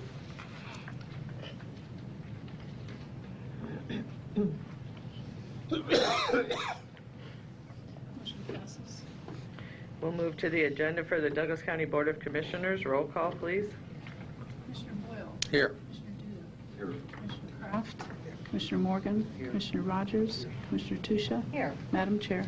Here. And before we begin the agenda, I just wanted to take a moment and recognize some pretty phenomenal employees that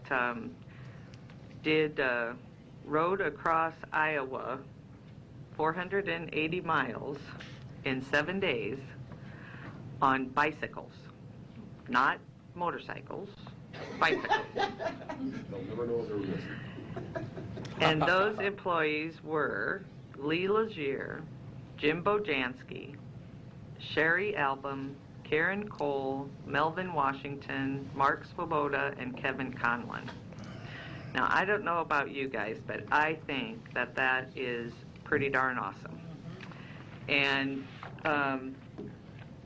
thank goodness for social media, because Sherry and Karen, who are our staff, posted many pictures of their trip across Iowa, and it was blistering hot. It was pouring down rain. But it's phenomenal to me. And, you know, you're an avid runner, so I appreciate what you can do, too, Commissioner Morgan. But to ride a bike 480 miles across a state, I think they deserve some kudos from this board. So I wanted to tell them congratulations from the board. Great. I agree. Does that count towards the bonus? Yes, absolutely it does. Absolutely. If they put one of those trailers on the back of the bike, I'd go with them. Kind of a big baby kind of thing. Well, we'll have to plan that next year. Yeah. So, minutes and claims. Item A, approval of the minutes of the Board of Commissioners meeting held July 22nd, 2014, and item B, approval of claims submitted for payment process through Tuesday, July 29th, 2014. Second? Any questions or comments? Please vote.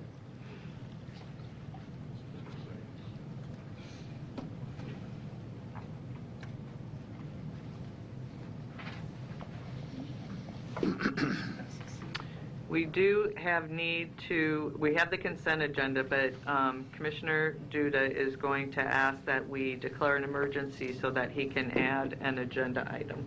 Thank you, Madam Chair. At yesterday's trustee meeting out at the health center, it came to our attention that while we're trying to renegotiate a contract with the VA to continue providing care for some of their people, our current contract expires at the end of July.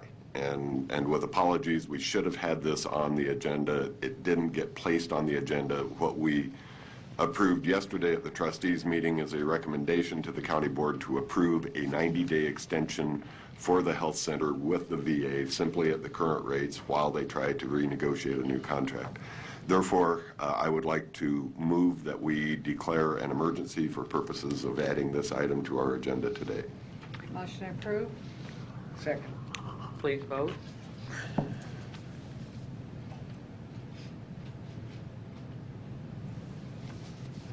Motion passes. Now we're adding that to the consent agenda, so it would be, instead of items A through Q, it would be items A through R, and instead of 17 items, it would be 18 items. Motion approved. Is that? For the record, we don't have a copy of that, so. We don't, just, it would be, if you can take it off of the minutes, that it would be adding the VA contract to extend it for 90 days in its, with its current rate. Okay. Commissioner Boyle. I have a question on, let's see, it is, I wrote it somewhere here.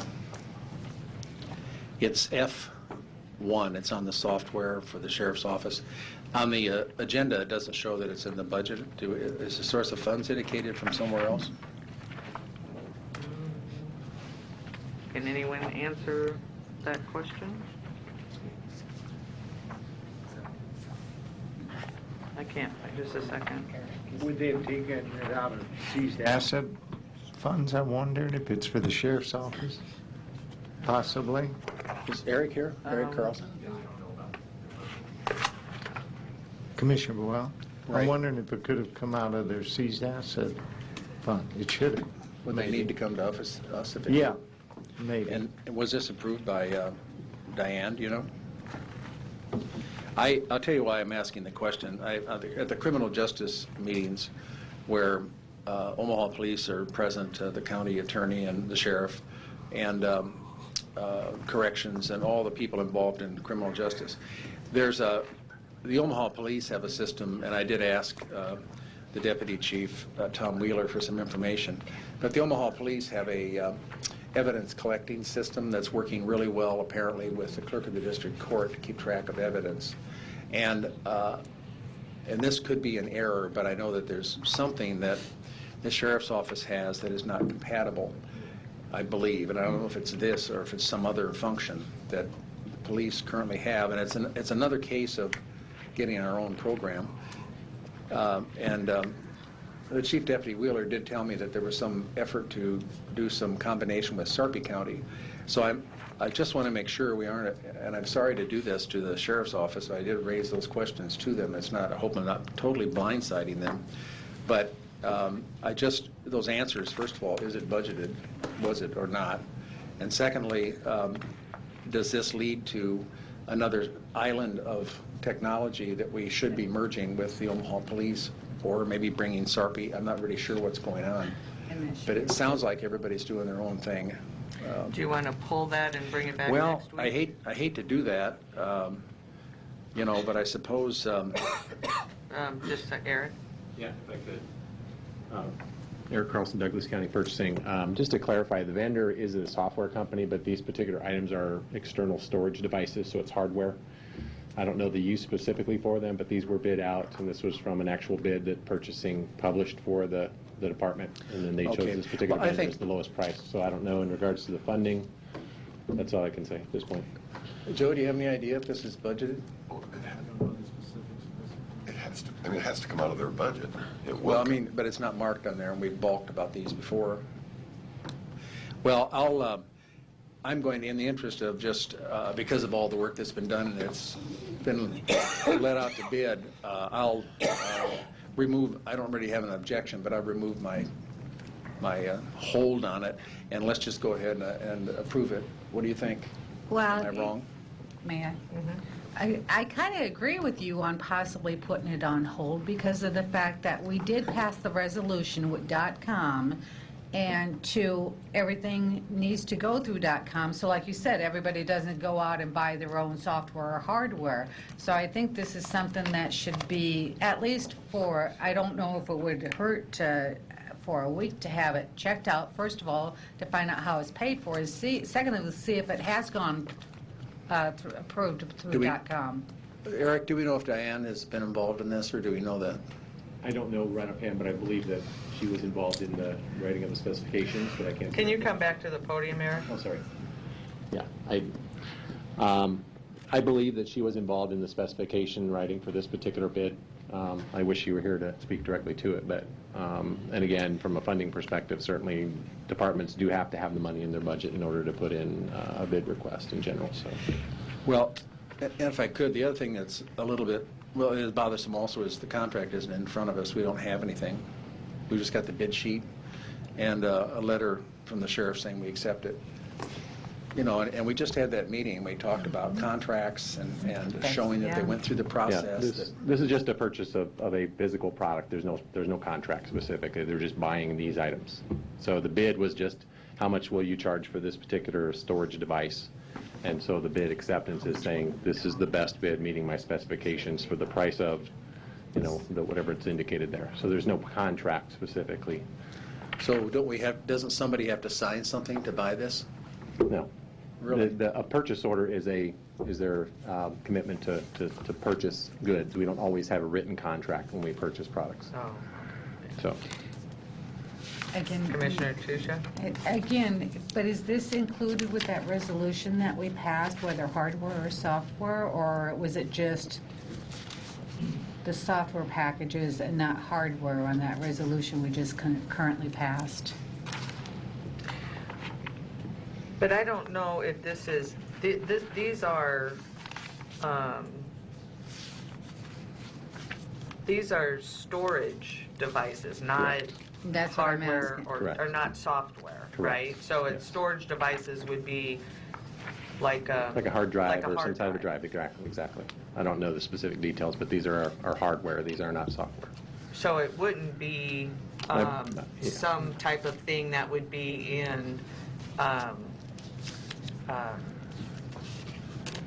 not compatible or whatever with somebody else's system. It would be a device that they use to either back up or put something from one computer on there so it's stored for a longer period of time. Right, and if I may, I believe there was something, language in that resolution that indicated things like that are kind of off the shelf, and hardware, things like that would not be specifically included in that resolution. That we were talking about those larger items, the software and things like that would connect to the network, and that we wanted to make sure if there was some compatibility with other departments and things like that. But again, I'm sorry to speak out of turn, but again, I believe you're correct that there was, whether somebody buys a piece of equipment, but wasn't there a dollar amount too? I know we discussed that if you go out and buy a flash drive or something, they weren't.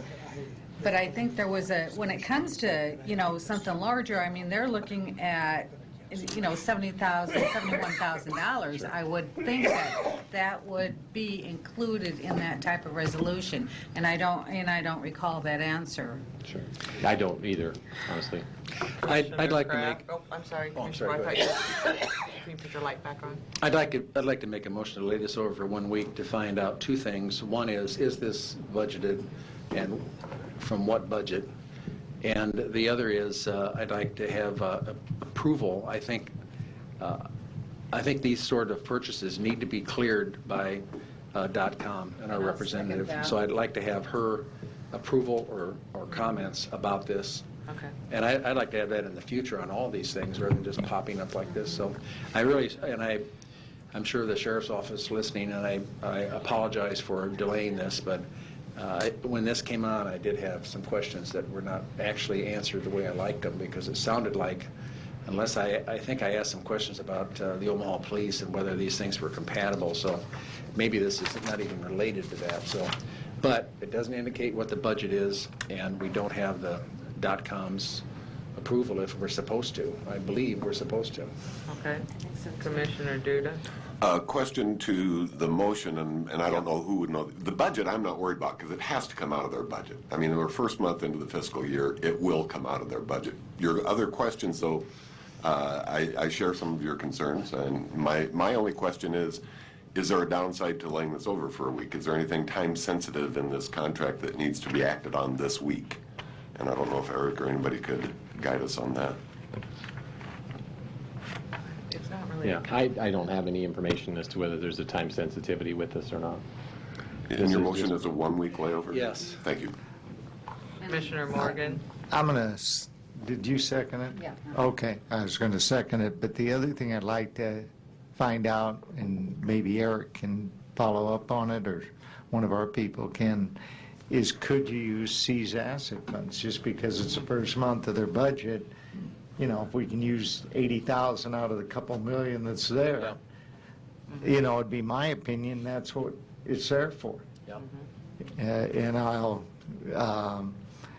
you know, let Joe advise us on that. Also, maybe he can advise Claire and I in the next week or so if he hears back something from Eric. All right.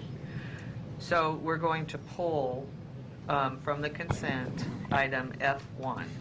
And we have a motion and a second. Yeah, we have To lay it over for... To lay it over for 1 week. 1 week. So that's what we're voting on now. Right. Any other questions or comments? Please vote.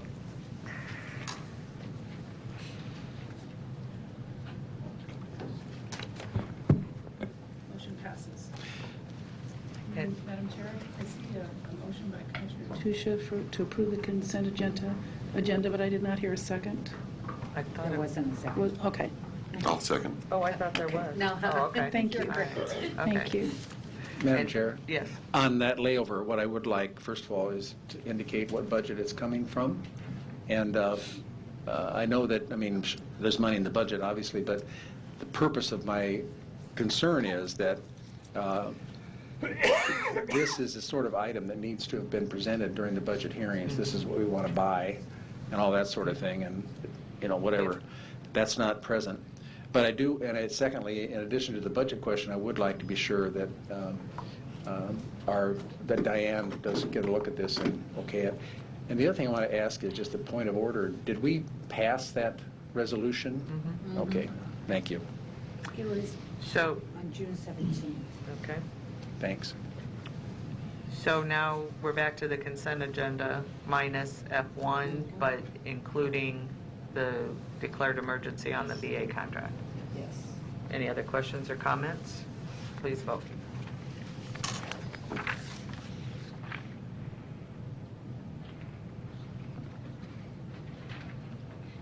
Motion passes. Next, there's a public hearing, or no, I'm sorry, we already did all that.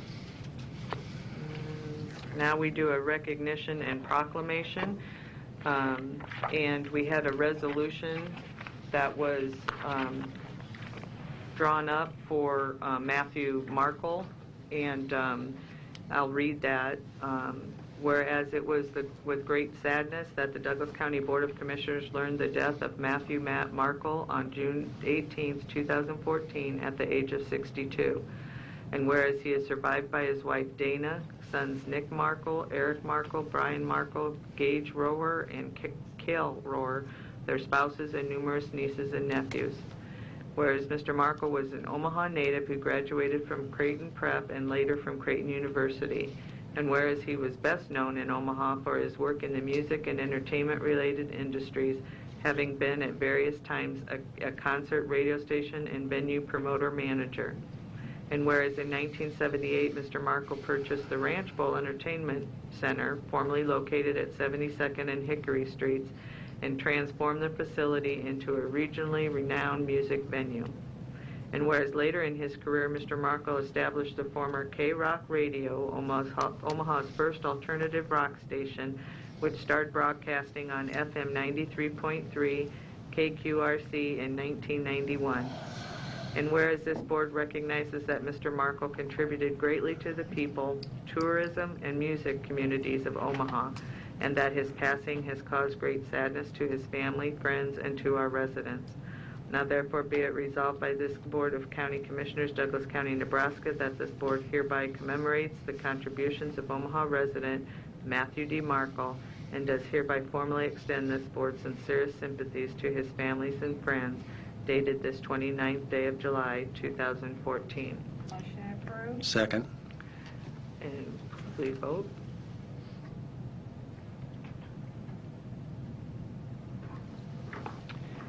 I also want to, there'll be a resolution forthcoming next week.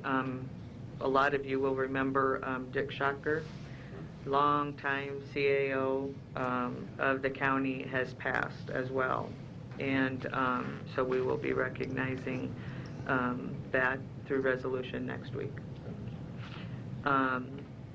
I'm going to switch things up for a minute before we go to the next item and move to the committees and take up the resolution authorizing the issuance of the county's general obligation bonds in the principal amount not to exceed $25 million for the purpose of paying the cost of public safety communication facilities, including improvements to buildings, equipment for buildings, and other fixed and mobile equipment, and certain other improvements and equipment for the other county public service operations, including facilities for the county treasurer and the County Department of Environmental Services. The resolution will also authorize the levy of a tax to pay the principal of and interest on such bonds, with the proposal of such bonds for such levy to be presented for the approval of the electors of the county at the general election to be held on November 4th, 2014. And Commissioner Morgan or Commissioner Duda, do you want to? Well, I know this was discussed at the Human Resource Committee last week. Now, a couple of questions I'd like to ask, and I wasn't there at that committee meeting last week that we had. We've got about $11.5 million to be spent, and I know we have to approve it, and I believe we can change amounts or do whatever between now and, I'm not sure, 30 days from now as far as the amount of the bonds, and some others may know this. The $11.5 million building renovation, how many square feet? And I saw the plan, but how many square feet are we really renovating? He's got the bond council has it too. Should have it. That's we were trying to determine if that was you or Jerry that should be answering. Or both of you. Good morning, Commissioners.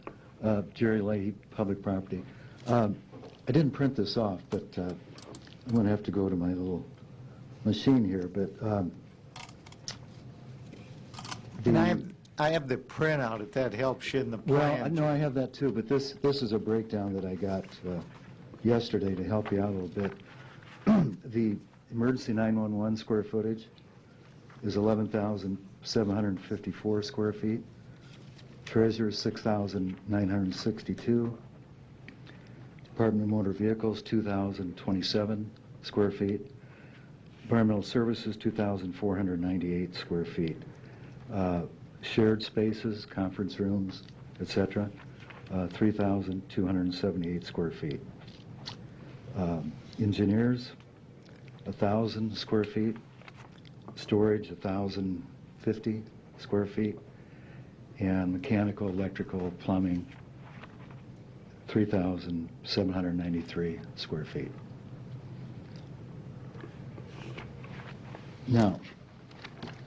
To break it down, as Commissioner Morgan indicated, $11 million for building renovation. You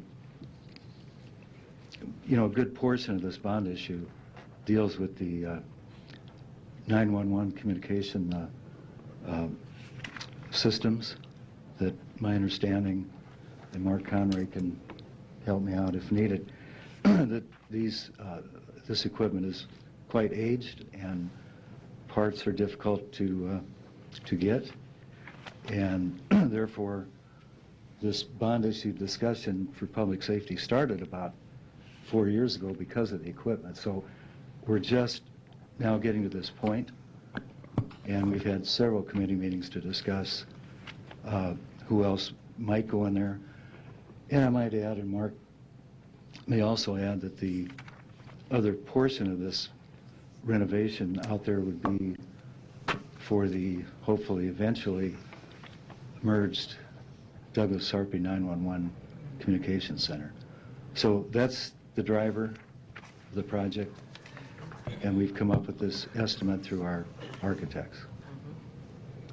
Jerry, I appreciate your comments, and I know the equipment, communication, and consoles and all that sort of thing is around I think it was around $6 or $8 million, $8 million one for the equipment. And I was just specifically talking about the building renovation, and you know what that amounts to is roughly, and not criticism of you at all, it's around $370 a square foot or a little more than that to renovate.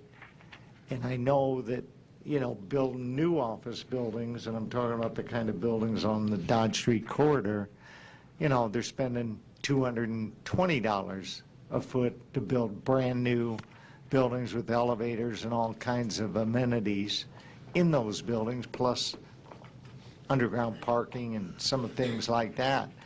That was what I was trying to see, how much, you know, we're spending to renovate that structure, and I'm appreciative of that structure and the heritage of it. But I just, you know, I know we need to approve the bond if we're going to have it on the ballot in November today, so we don't have time to be talking about it. But I think we ought to look at that, because I'd say to the board members, you know, when you're spending that kind of money, basically you're talking about rent. If you were out renting that and you said, hey, I'm going to spend this much money, you'd be renting that space at around $38 a square foot. Oh, my God. Well, if I was spending this kind of money plus the CAM, that's what you'd need in order to recover your investment and getting a 7 or 8% return on it. Commissioner, if I may try to explain a little bit on those costs. The majority of that square footage is for 911. And when you do that, whether you build a brand new building elsewhere or renovate the Fitzgerald home, in the design is going to be some pretty heavy duty, I don't want to get too far out here to use words like bulletproof, but there's resistance to tornadoes and storms because of the importance of 911. So there's some costs that are in there that you, for example, wouldn't have in a commercial building. That's what drives these costs up. Now, the other part of this is that this is a construction estimate, which includes fees and parking lots and geothermal, et cetera. But we could come in below that, and we've done this before, but you can't go back. Once you set the bond at $25 million and it comes in at 21 or 22, I mean, if it goes over 25, how am I going to go back, or any of us go back to you and say we're short $3 million? But the good news is, if you come in lower, you can take the remainder and either refinance your bonds, and Joe may know a little more of that, or pay down on your principal. And Jerry, I'm very respectful of the work you do in the department and going through what you did out on 42nd and everything. And I understand that when you're doing 911, and I've spent time in those facilities, you know, in my past years when we had it in different locations. The other side of that is, you know, I'm not sure, is this below ground where they're going to be doing a lot of this renovating? Because I don't think if you're trying to make it tornado-proof and that sort of thing, you can't just have glass there. Right. And you know, we know the building is tornado-proof, but, you know, there are windows, and those windows that are the higher windows that you might see now, 8 or 12 foot, they will be shorter and more width to them for the daylight into the system, in the communications center. So the part I'd say, and again, being very respectful of you, you know, there's probably going to be some other things that will be out at that facility in time. You wonder, would we be smarter to look at some of the other 911 centers and how they build them, and to maybe even build it on that site from scratch and not spend that kind of money in the facility and build it almost underground with, you know, and if it's 12 foot and you've got the windows above barely and some other precautions, could we do it at a lesser cost? Because it just seems like so much cost per square foot. And I don't need you to answer at this point, but I just want us to be, you know, we want to make sure that when we're out talking to the public, because we're going to be asked about this bond issue, what we're spending, some of those questions, and you want it to be approved also. I mean, it's not automatic that we're allocating the money today. The voters are going to vote on it. They're going to be asking questions similar to what I'm saying, or some groups are going to be asking some questions, I would assume. And I'll answer any questions other commissioners want to ask, and don't worry about offending me. I know you've never tried to do that, but if you ask tough questions, I'm okay with that. And I'm okay, Jerry, with you doing the same thing, believe me. If I may interject here, a lot of what all of those discussions actually took place long before we got here, right. Like many 4 years ago. Yeah. And the reason is that's the dilemma we were faced with, is do we build new, knock it down and build new, or do we keep that building and renovate it? And the board took a position that we were going to renovate it. And so through those years was always the thought that 911 would kind of be the catalyst to it. We got the crime lab in there prior to that, but we started really working on the plan to get to where we are today with these offices, along with 911 going in there. So while you're right, I mean, that's good points. Those were all talked about when we decided how do we move forward with that location, build new or keep, and the board decided to keep and renovate. And so that's how we got to where we are today. And I appreciate your comment about that, and I'm not suggesting we tear it down either, because there's going to be good uses for that facility. I'm just saying of what we're trying to use it for now, to renovate and spend that kind of money. We just want to be cautious about it, and Jerry, we can continue discussion at some later time as we go forward. But I think today we're not necessarily approving that it will be $25 million for sure when we put it on the ballot, or will it? Is that the positively? Yeah, let me speak to that if I could.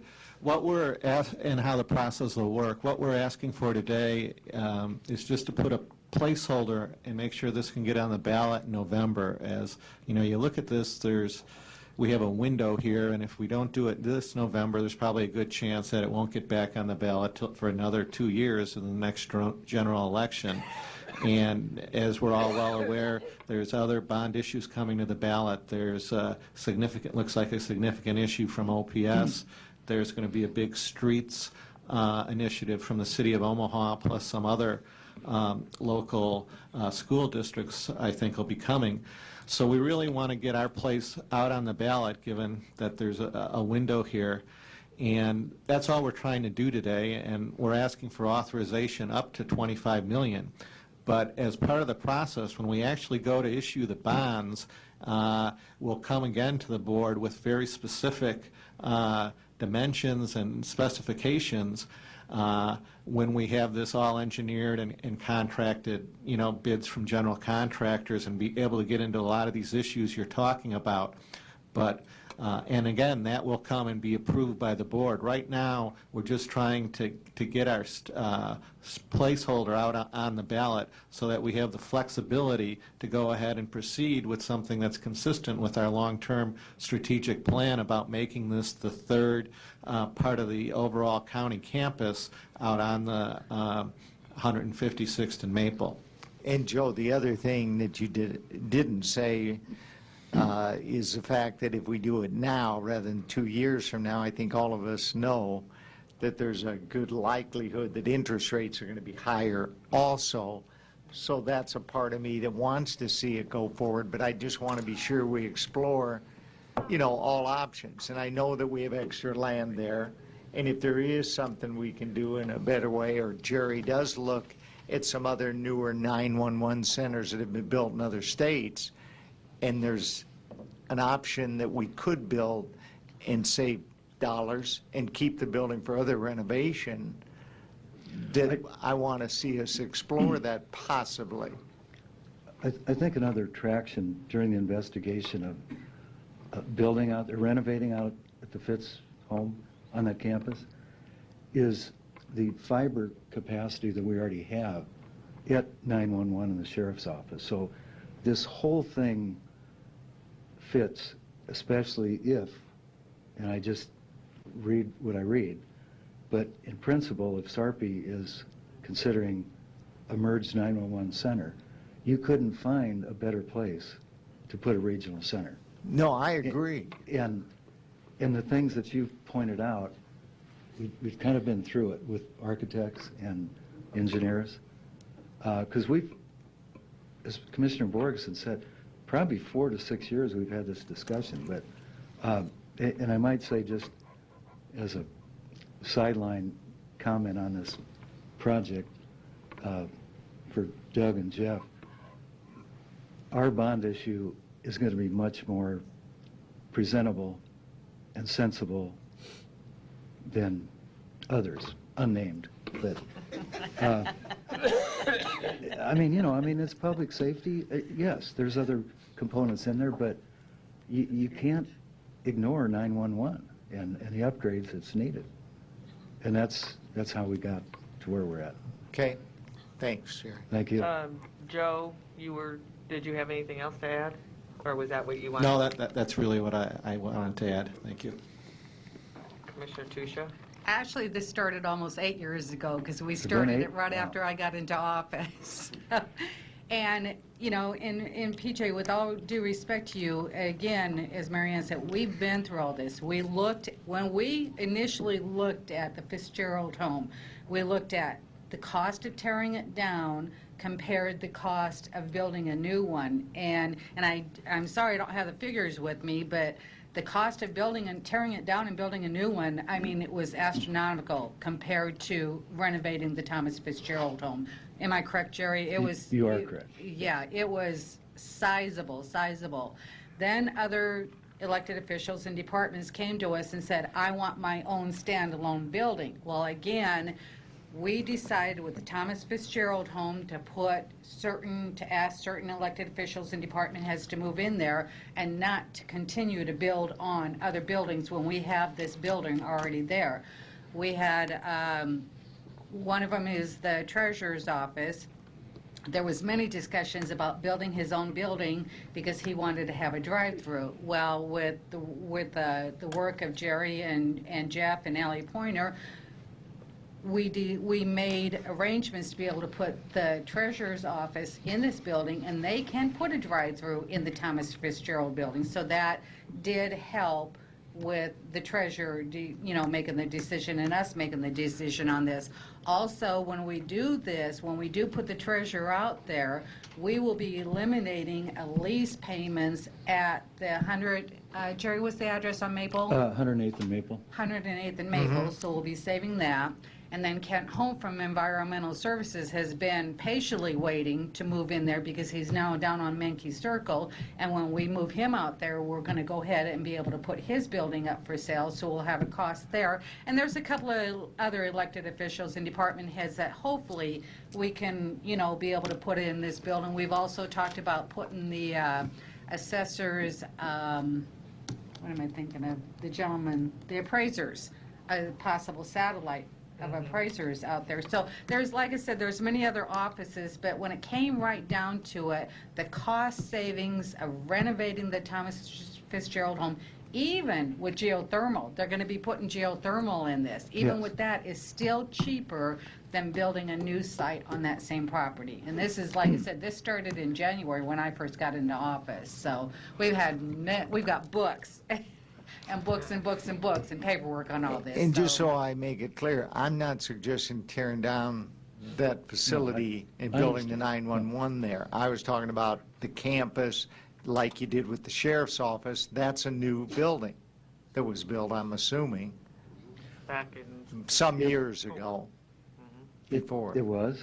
And, that's all I was thinking, that it could maybe be done for less per square foot building, the 911. Still doing the other renovations for the other offices and so on. So I'll stop there. Commissioner Boyle? Well, when I was chair of this committee, I was totally opposed to the renovation of the Fitzgerald building, and really basically still am. But I caved in on the placement of the crime lab into the building, which pretty much sealed it, the fate that we were going to get stuck with renovating that building. We had a developer, excuse me, I shouldn't say developer, but we had, I guess that's what the company is, Wiseman, came out. And there were others, I don't remember who else, excuse me. I think I'm getting this from Mark. Anyway, we had them come out, and what Commissioner what Commissioner... I like that. The two of you. I'm her brother. Her older brother. Older brother there. Commissioner Morgan said was absolutely correct. I mean, that the cost of renovation was through the ceiling. And but the decision was made and to go ahead and commit to it. I do think it's, I'm not very fond of the building. I know there's supposed to be some historical significance. I don't know. It's got so many pillars in there that I don't know how that's all going to work out. I am curious whether or not we talked to the city. I suggested that. Did we talk to the city about having any operations in that building? We did. Pardon me? We did. What'd you talk to them about? Oh, we talked to them about permits and inspections, and it's been a while, maybe 4 years ago. We talked to them about a 5th police precinct, and they rejected. Pardon me? They rejected the offer to go on the premises with a 5th police precinct. Where's their precinct now, do you know? Well, this would be, is it 6 that would be the new one? They have one on 100. No, but they have, north of 4. are they on 5 and it would be 6? Anyway, I think they pushed out even further. So, but we did talk to them. And then the garage, was there any talk about use of the garage or expanding it?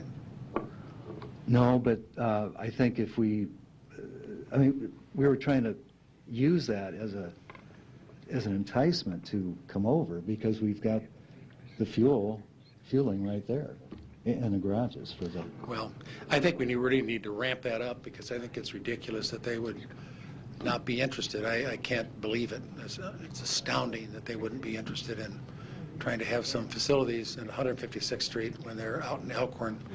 The last thing I want to ask you is, Well, not last thing, but do we have plans for the entire building? I mean, like the register of deeds, the assessor's things, do we have any tentative plans for that? Well, they're not planned for now, but there's definitely space that will be not fully renovated, but it'll be upgraded to the point where when that occurs, we won't have that large expense to put them in there, but there's plenty of room for others. You know, to me, this is the classic putting lipstick on the pig, but that's my personal opinion.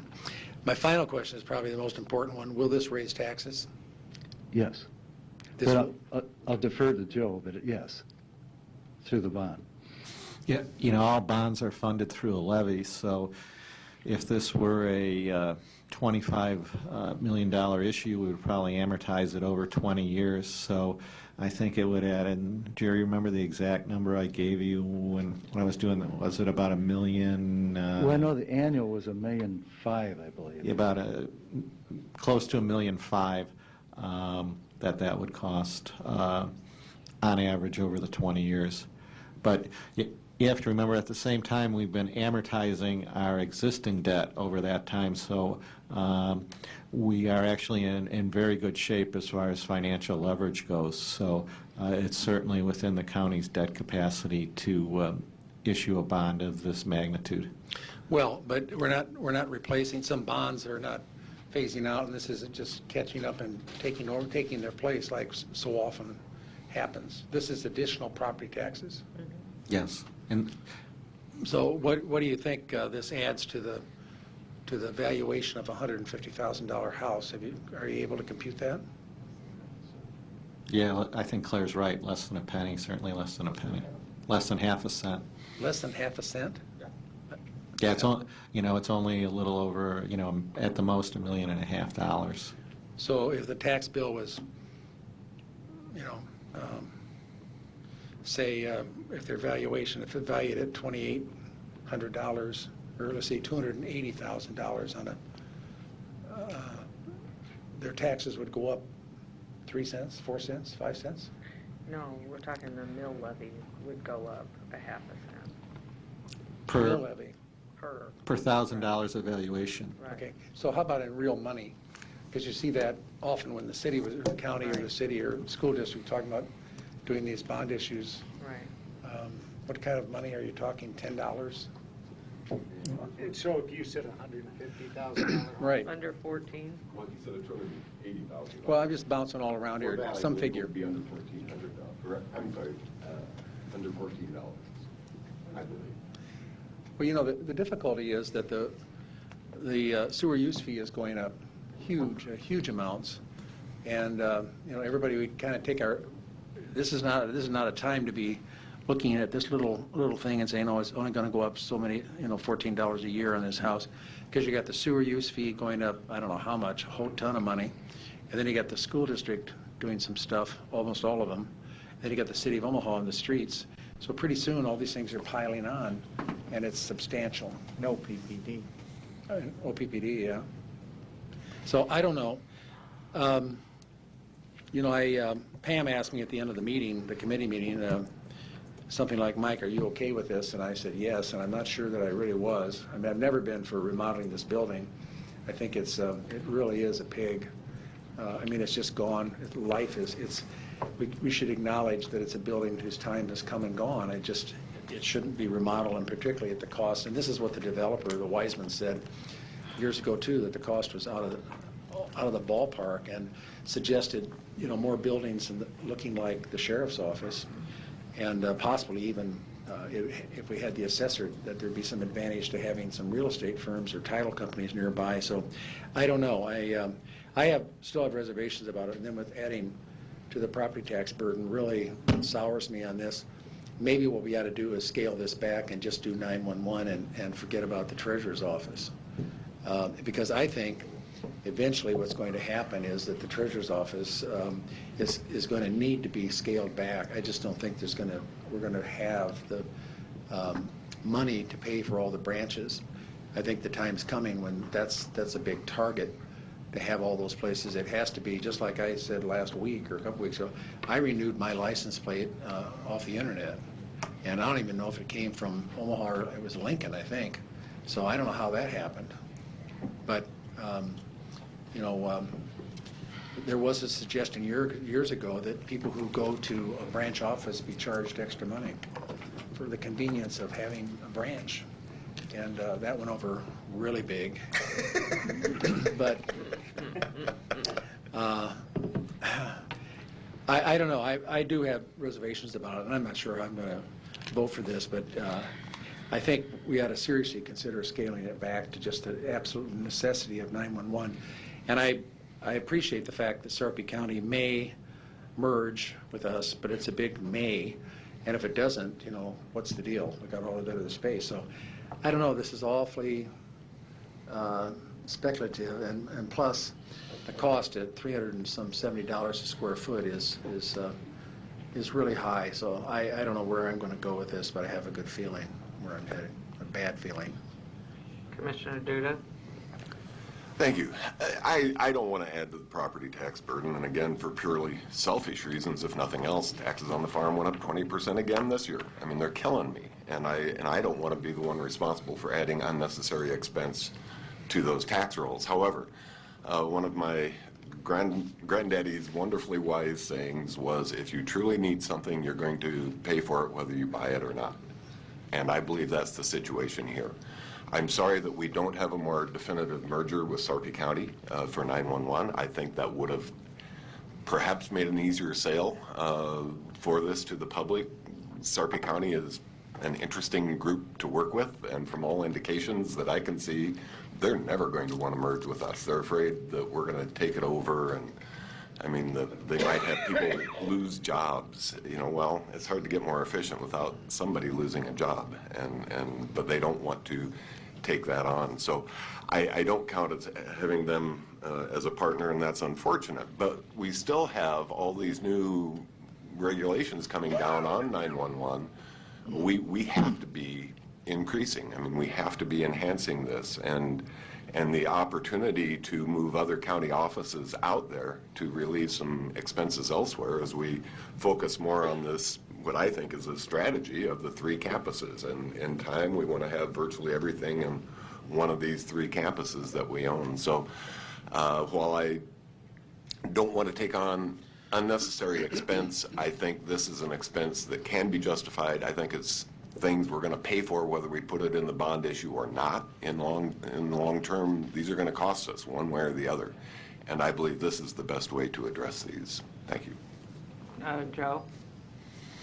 Yeah, I was just going to say that, at the end of the day, this still is a public safety, primarily a public safety bond offering, and as such, this is something that I think we almost have diligence that we're required to do, because if we don't, the 911 equipment will become obsolete, and so sometimes you get to things that are just, you have nice to haves versus must haves, and I think as what we're talking about here with the 911 for public safety is a necessity, and in the short term, it would require a modest increase in a property tax levy.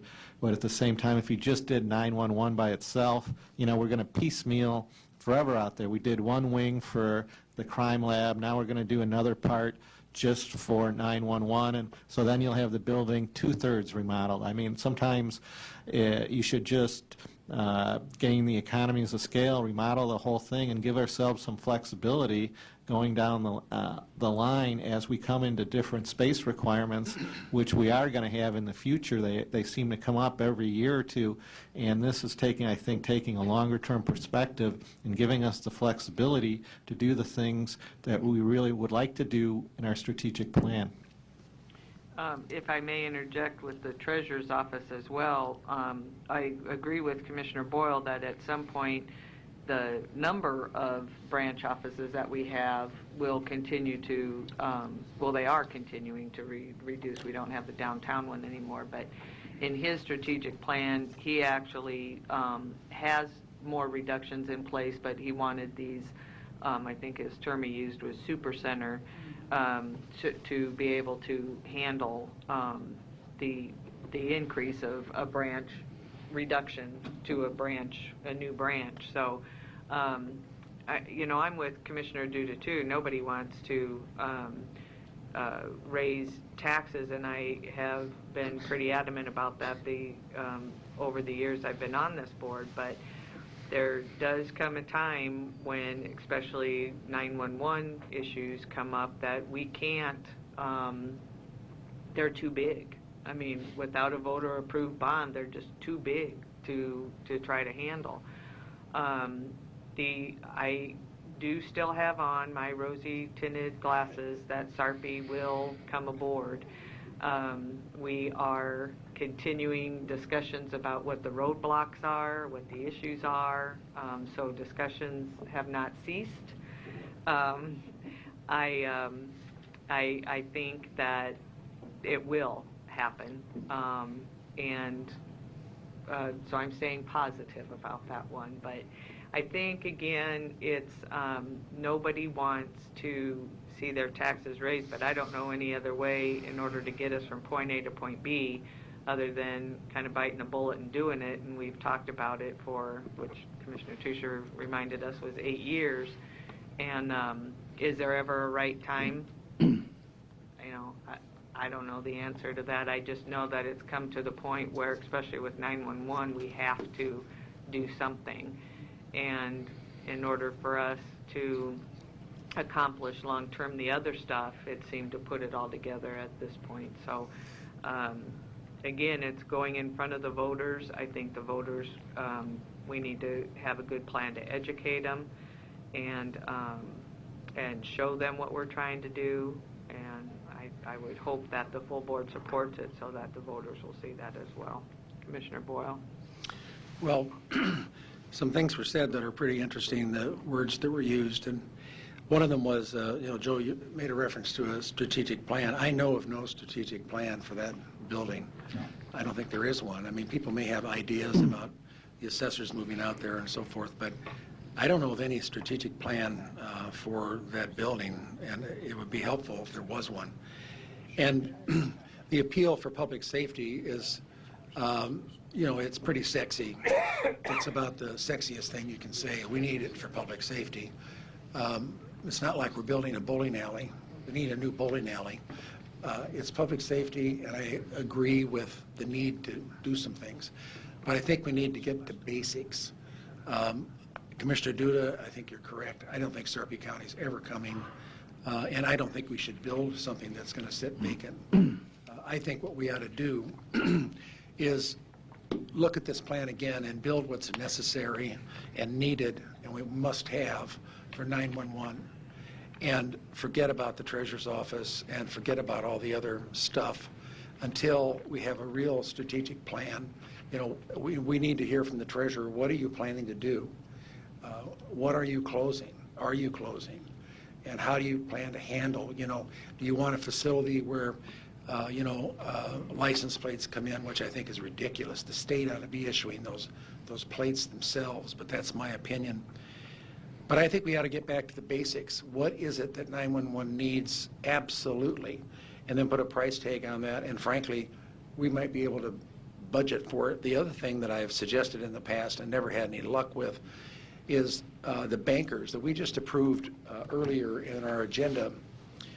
We approved the banks that it was item G on the consent agenda. We approved the financial institutions to be depositories for Douglas County fiscal year ending June 30th, 2015. Well, don't you think they make money off those deposits? Don't we have a right to say, okay, we know that there's float involved, and we want that. We want part of that float for public safety. Aren't you interested in public safety bankers? Let's ask them to chip in. And maybe, I don't know which banks they were, I didn't look at it, but I would imagine it's probably the big players. And they're making money off these deposits, aren't they? I mean, I don't know. I would assume they are. I don't think they're doing it out of the goodness of their heart. So we should ask them, chip in. You're part of the community. We'd like you to give us a couple of $1 million a year to handle this, or whatever it is. No one, to my knowledge, has ever asked them for it. And Joe's looking, I don't think I'm crazy, but, why not? I think we need to think outside of the box. I think we need to get back to what's really necessary for 911. Cut out the extra space that we have no clue if anyone's coming. Forget about the treasurer for now. It's a lease, I know, and it's a busy area, 118th or whatever it is on Maple. I've been there, actually. And I just think we need to cut it back. I am not afraid to vote for an increase in property taxes. I have in the past. In my previous public offices, I've proposed and had to increases in taxes. I also had to lay off people to avoid disasters coming, to avoid another increase. So I'm not afraid to do it, but I want it to be necessary and something we must have. And this doesn't meet that test, for me. Well, I guess, and I'm not trying to be argumentative, but I mean, all of the work that we've done over the years and all of the committee discussions, which I know not everybody goes to, but we do have a plan, Commissioner Boyle. It's a plan that was reviewed by all of us at the meeting on what should or should not go out there.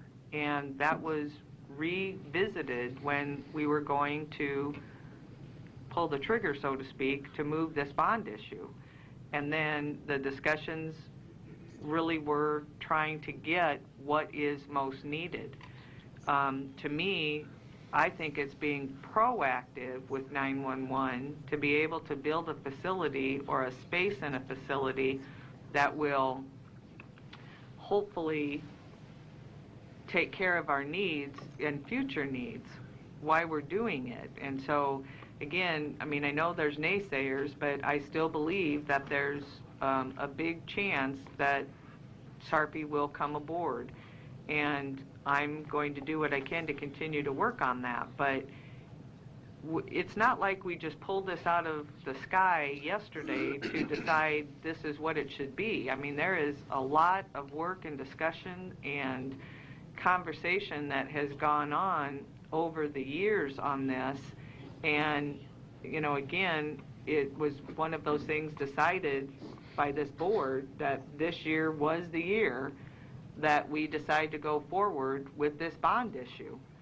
And so for us, I mean, I'm all for continued discussions, but to all of a sudden cease operations and go back and, you know, redo everything that we've just worked so hard to try to get to, again, I don't mean to be argumentative, but it's frustrating to me because we've had bond counsel on board doing all this work. We've had Jerry and Jeff and Pravandras on board.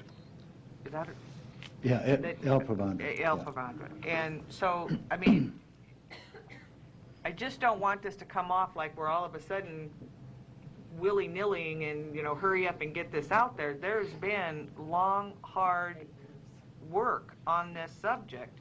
And so, again, it's not the greatest desire of any of us board members that we would want to say, yay, raise taxes. But it is, again, to a point where we have to put something out there that I think has been studied long enough, that has the experts on board, and this board has been fully on board and engaged in this entire process for all these years. And so I think it's time. Commissioner Boyle? Well, it's Commissioner Morgan's fault. Didn't you see my face? Like, ignore, ignore. No, I commend him. He is. I've spoken about him privately to people. People ask how we got along, you know, and how we get along because PJ beat me when I ran for mayor against him, and I've never forgotten that. No, I haven't. But the deal is, and we're good friends, and I have, and I'll say publicly, I have a great deal of admiration. Absolutely. Not only for his work in public life, but also the success that he has in his code of conduct. So when he figures these things out in the flash of his brain and comes up with these square footage things, it means a lot to me because he's been successful because that's what he does.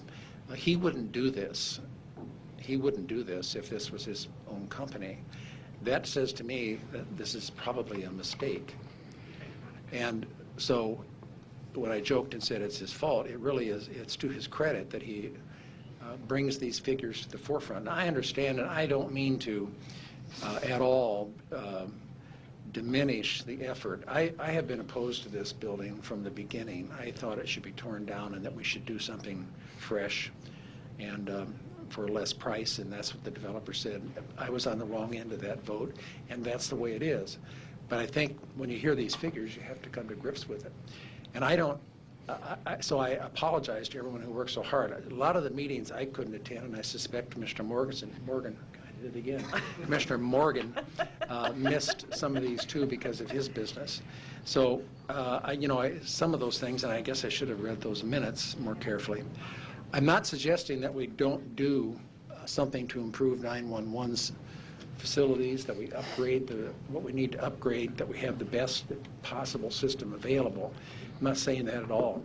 I'm just saying that let's not speculate on another person, another company moving in, because I don't think it will happen. If it does, we can remodel that space. It's still going to be there. So I think we ought to cut back to the basic, do exactly what is needed and necessary for 911, and let the rest of it sit idle. I just don't think this is a good time to be doing this. I don't think we need to. I don't think there is I haven't been shown a strategic plan from the Treasurer's Office about what he plans to do in the next 5 or 10 years. So I don't know what all this, heard different times he wanted to move into the crossroads, that he wanted to close the 84th Street, and that there were different things that were taking place, and I've just never really I don't have a grasp on what it is that he wants to do and what we should try to budget for. I say just go with the basics for 911. And, Commissioner Morgan, I thank you for bringing the figures to light. It reminds me of what was said when we had another company involved, the Wiseman Company. You're not another company, you're a commissioner, but we had a company involved that does this for a livelihood as well, and they said it was a bad deal then, and I agreed with them. But I lost on the vote. And I'm not trying to stop this, but I do think we need to cut it back to the basics. Commissioner Morgan? Well, Mike, I appreciate your comments, and if we do run against each other again, you get to win for sure. I'll say that publicly. I'm sorry to, generate this kind of thing and take so much time also. I try to make sure I don't take too much time. I think back to a time on this county board, and Jerry may remember this, and I was here. They were going to build another tunnel next to the tunnel on 84th Street. Oh, I remember. And I paid for an engineering report myself back then to have an engineering firm come up from Kansas City to build a trestle, because I said, if you just build another tunnel, you're going to be tearing them out sometime down the road and building a trestle. They said, you can't build a trestle that high, and I'm pretty simple-minded. I looked at the trestles all over the patio, and I'm thinking, why can't you build a trestle there if you build it right a half a mile or less than a half a mile east of where it is? And sure enough, we built the trestle for less than it cost to build the tunnel back in the 70s. And that took place, and I finally gathered support. The only thing I'm trying to say is when I saw the numbers of that much money per square foot, that's what concerned me. And I thought, can we build a campus there? And I'm not suggesting tearing down that building at all. I'm just wondering if there's a better option. I may be supportive because of all the work and the history in the 8 years, 6 years, and so on, and I wasn't here as you all worked on that, to let the bond issue be on. But the important thing with putting it on is you want to be sure, hopefully, that it's going to pass. And as far as the equipment, yeah, I want to see this equipment of the $8 million, the upgrade, because we need that. We have to have a system that works. But that's where I'm concerned about it. We'll see where it goes, and I know there's probably some others that want to talk, and let them do that. I'm going to ask bond counsel to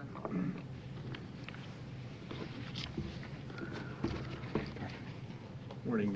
Good morning. Good morning. Parker Schenken, Barrett Home, 1500 Woodman Tower. I'm listening to the discussion, and it's a great discussion, and as you all know, I don't get a vote. But I thought, following up on a little bit of what Commissioner Morgan was just saying, I'd put a little context to this. What's before you today is a resolution to put the question to the voters, and that's the question of the issuance of the bonds and the levy of the tax. It does not obligate this body to issue one nickel of bonds. It just puts it to the voters to authorize you to issue those bonds in the future.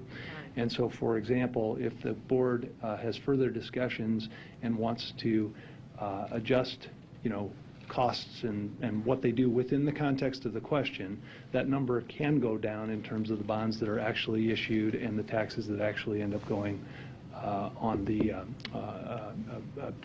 on the levy. And I think that's important. The discussion you're having is yours, and I don't want to interfere in it, but the context of this question, it's a different answer if you were voting today to issue those bonds. They're related matters, such as how is this question going to appear to the voters? Is it a question that's going to pass in its current form, or are there adjustments that are appropriate to do other things? That's completely up to you.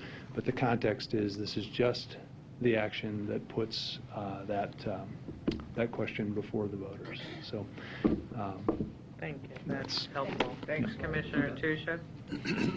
And again, I agree. I don't mean to be argumentative, but yeah, we did have a strategic plan years and years and years ago. And like I said, I've got books and paperwork enough to kill a couple of trees on all the strategic planning. And we had decided at one time that the Thomas Fitzgerald home area, 156th and West Maple, would be like a third county government area, especially further out west, for people who live in Valley and Elkhorn and other places out there. And like I said, this was decided years ago. When you look for a right time, there is never going to be a right time. It's like having children. If you want to wait to have children for the right time, nobody will ever have children, believe me. There is never a right time. So you just, have to go for it.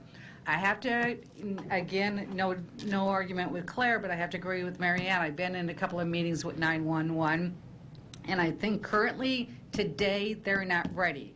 But I think by the time we get the bond passed and the building renovated, I personally feel that Sarpy County will be ready to move in. They said give them a couple of years, and I think with our discussion, I personally feel that they will be ready to move in. I know we're talking about renovating for other offices, but also in the long run, I believe it'll be a cost savings with putting other offices out there. The majority of the work is the 911. 911 is so important to the public, to everybody. If you have a crisis or something, we can't have a smaller 911 center that will not be able to handle anything or have the equipment go down. We need to make sure that this is up in forefront of it, and then while we're doing it, renovating and saving costs. And just because we put $25 million on the bond, like you said, doesn't necessarily mean we're going to spend the whole $25 million. And I do apologize. I said Ellie Pointer before, and I also want to put pointers out there for Provandra also, because they've been extremely involved with all this. So I just wanted to let them know, yes, I apologize. I did not mention their names earlier. Thank you. And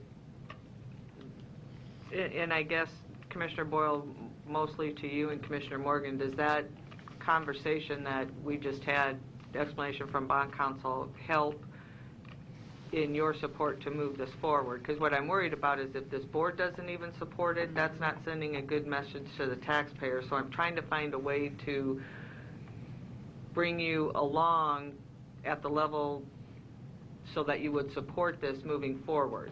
And I mean, we can continue to have the discussions about tweaking the plan, but for today, we really are just trying to move it to that place where we have a place on the ballot for it. And I want to just make sure we have the full board support before we move this forward to do that.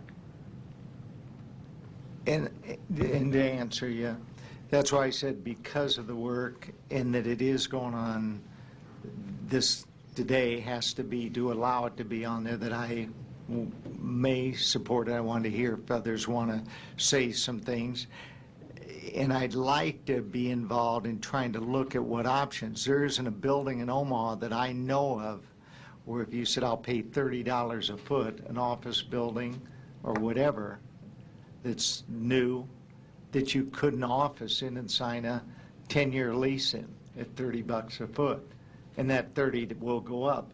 That's what the numbers equate to, and I double-checked, and that's if you get the 5% interest rate, which no one, now the county may be able to get that on the 20-year, I'm assuming, but you're not going to go to a bank and borrow money, even if you have Union Pacific leasing it for 20 years, and get a 5% 20-year mortgage today.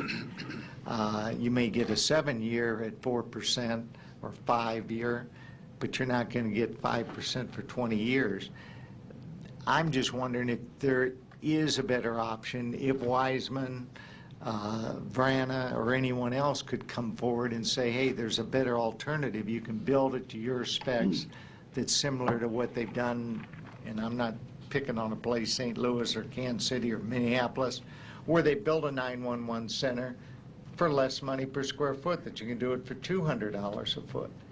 That's all I'm trying to do, and it's a campus. You build a new sheriff's office. I wasn't here, but you did a nice job with it. And I'm sure it didn't cost $300 or $200 a foot, whenever. So I'm tending to try to be supportive of that bond to go on the ballot, but with the idea that we're going to look at those numbers and talk about it. But I know we're going to be asked about it as it goes through the public. I think it would be helpful if maybe you sat down with Jerry to get the full history of when we looked at it and what the cost would be to, it may not be to knock it down, but I mean, again, you have a building out there, and the majority of the board felt that from what we were looking at, it made more sense to renovate that than to knock it down. So if you don't knock it down, you know, then you're having half of a building that's being used, or a fourth of the building being used, and the rest not being used. And so then what do you do? And that's where and I don't mean to be frustrated, but that's where I'm frustrated, because it's like, that was so long ago that we talked about that I don't know how to get, other than maybe sitting down with Jerry and having him walk all the way through from the beginning till now on those discussions, to make you feel more comfortable and look at the cost of what we looked at in making that decision. And we can, I mean, in that, we have time to do that. We have time to have those discussions. Parker Schenking again, Baird Home. One comment on that front is the question that's before you currently contemplates renovations following on the historical discussion. You know, if the board approves this question, that's the question that goes to the voters, and then, you know, you have to work in future bond issues within the context of that question. In other words, up to the dollar amount approved, which right now is stated at $25 million, and for the purposes which are stated, which talk about renovation, don't talk about new building. Oh, okay. So you could, if it were the will of this board, you know, I know there's a lot of discussion. I'm really not trying to meddle. But the point of the discussion is the question sort of sets the parameters for what you can do in the future. And so if the question passes as it is, and then a future determination is something other than renovation, you got an issue. And so, you know, and the second piece of it is timing. The key to getting on the ballot on the November 4th election is to have this submitted to the election commissioner by September 1, which this year means August 29th. September 1's a Monday, but it's Labor Day. And so August 29th is your drop-dead date for having the question certified to the election commissioner. And so just to point out that piece of timing as well. Thank you very much. Commissioner Boyle? Well, I think that was my next question, was the deadline to establish the dollar amount. As I said, I can support this bond issue if we scale it back to the public safety need. what does 911 really need, and that we do not remodel the area for expansion for Sarpy County, because I don't think it's going to happen. Years ago, I proposed that when we had a vacancy in the Office of Register of Deeds, that we merge that office. And it was the same response. They came back and said, we don't want it. I mean, they were good people. They are good. I know them well. I used to represent the civilian employees down there.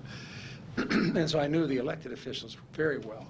And the Register of Deeds down there said, we don't want to do that because we think you'll overwhelm us. And there's just not a lot of desire for Sarpy County to do these things. I don't think they'll ever come in. I could be wrong. If they do, that'd be great. And we could renovate at that time. We could renovate it when they say yes. So I can support this as a compromise if we do the public safety and do what 911 needs and establish a more reasonable, I suppose we could still try it for a $25 million bond issue and not use it, although I can't imagine us doing that. It's kind of like having a visa with a $50,000 limit. We're going to charge a couple trips to Hawaii for sure. We're going to spend it all. So I don't know, but I will try to compromise. I could support the renovation of 911 to the extent that it needs to be renovated. And I actually would like to see the amount of the bond reduced so that we're not tempted to do something else. But that's where I am. Commissioner Kraft? This is no different than the public safety bond that was put out to remodel the correctional facilities. We didn't use all of it at that time, but we used the bond for other public safety related issues over a course of many, many years. There is no difference. Plus, when each contract comes up or each project comes up, we can say, no, we don't feel that's appropriate at this time. But should the money become available later, or the need become available later, we can enter that phase of the project without having the time-consuming, expensive, and difficult task of going back to the voters. So we've utilized this method numerous times, and numerous times we have not used the total of the bonding authority. Thank you. Commissioner Morgan? I was going to ask you, on that bond, and I don't want to clumsy up your bond work because you're the expert, could you have in there renovation or to build new without, by that time the people are going to know what it is? I'm just curious. The statute allows you to have both options. So you could have that in there so that if we wanted to look at the option, we could do that. Change to construct and renovate, or construct or renovate. Yeah. Construct and or renovate. And what Commissioner Boyle said on the compromise is we don't have to spend $14 million if we don't want to. Once we start looking at things, if it is determined that the majority decide to scale it back, as Commissioner Boyle talked about, that can be done too. It just allows us to go to $25 million, which was stated earlier, but that's it. You spend whatever amount up to that you want. And it's the question that defines what the future purposes can be. And I'm not going to put you on the spot so you don't have to answer, but you see what I'm saying about the leasing and what our true cost is, even though we have the bonds. What I'm looking at is what it's costing us per square foot. And that's a decision for you all absolutely to make. Right. And appropriate. Okay. Commissioner Duda? Thank you. Last time we went through this with 911 was in 1998. We had just merged 911 with the city of Omaha. The county had a new director, Mark Conry, to help guide us through this merger. At the last minute, before we were going to build the new 911 center, at that time Hal Dobb was the mayor of Omaha, and he said he wanted to have a viewing area for Boy Scouts to come in and watch 911, et cetera. And we were all a little skeptical, but the city was willing to pay for it, and so we said, fine, go ahead, add it. Well, we're glad we did. We need that space. We need every square foot we've got out there. As 911 has grown since '98. Our needs have grown, the technology needs have grown. Now the FCC is splitting bandwidths and making sure our equipment is all obsolete in short order, so we have to be going through some of these renovations. We do not have to know right now whether or not Sarpy County is going to be coming on board with us. I still am really skeptical that they will. I applaud you for pursuing it. It's worth pursuing. But it doesn't make all that much difference to us. We have to have a new 911 center regardless. By capping this at $25 million, we've left room for Sarpy County to be a part of this. If we have a clearer picture by the time we actually come to do the renovations of is Sarpy County in or out, we know how much of the project to move forward with. We're authorized to do it. To me, this is prudent. It does make sense. I know this board, we aren't going to spend money we don't have to spend, and that's a good thing. Just because we have a credit limit on this of $25 million does not for 1 minute, in my mind, mean that we're going to spend $25 million unless we need it and can justify it. So I think it is time to move forward with this. I think we have been talking about this for years. The need is critical, and whether or not Sarpy County joins us really doesn't impact that greatly whether or not we should be moving forward with this. I think it is important for us to do so. Thank you. Commissioner Boyle? Well, I'd like to make a motion, a substitute motion, I guess, or whatever. I guess we don't have any motion on the floor, but I would like to move that we approve a bond issue in an amount, I'm not sure what the amount would be, someone has to come up with that, to cover the necessary renovation and updating of the 911 center. And that's what I would like to see, and leave it at that. And I don't know what dollar amount that is, but that's what I'd like to see. Maybe it's $5 million, maybe it's 10. But I'll make that a motion. That motion dies for a lack of a second. It's not the first time. I know. I'll make a motion to approve the verbiage that we currently have for the resolution as is. Second. Can I ask something? Is there anyone? Yeah. Okay. I know, but I just wanted to get the motion out there. Thank you. Jeff Stevens, 14518 Webster Circle. I volunteer for County Watch for NTF. I had way more than 3 minutes of questions before the discussion started, but to your credit, just thank you for revisiting all the history that transpired before any of us were aware of this item. I guess I would like to Commissioner Morgan's comments based on the cost per square foot. I do think it's worth at least revisiting the assumptions that were made back in the beginning when these decisions were made to see if it's still the correct and valid decision. That is a very high number. Realize that hardened and protected structures do cost more money, but I think when we're talking about that kind of money, it is worthwhile revisiting. Another cost that I don't know that's been considered or not, when that decision was made, I don't know how occupied that building was. Hardening an occupied structure, you will disrupt your activities that are going on there right now for a certain period of time. And whether there's relocation costs temporarily or less efficient operations because of this construction, that is something that you should take into consideration. Just from my own experience, I'm currently working on a project renovating a structure that was not intended to be hardened, and that is going to be a very significant component of the decision making. So, thank you. Commissioner Tusha?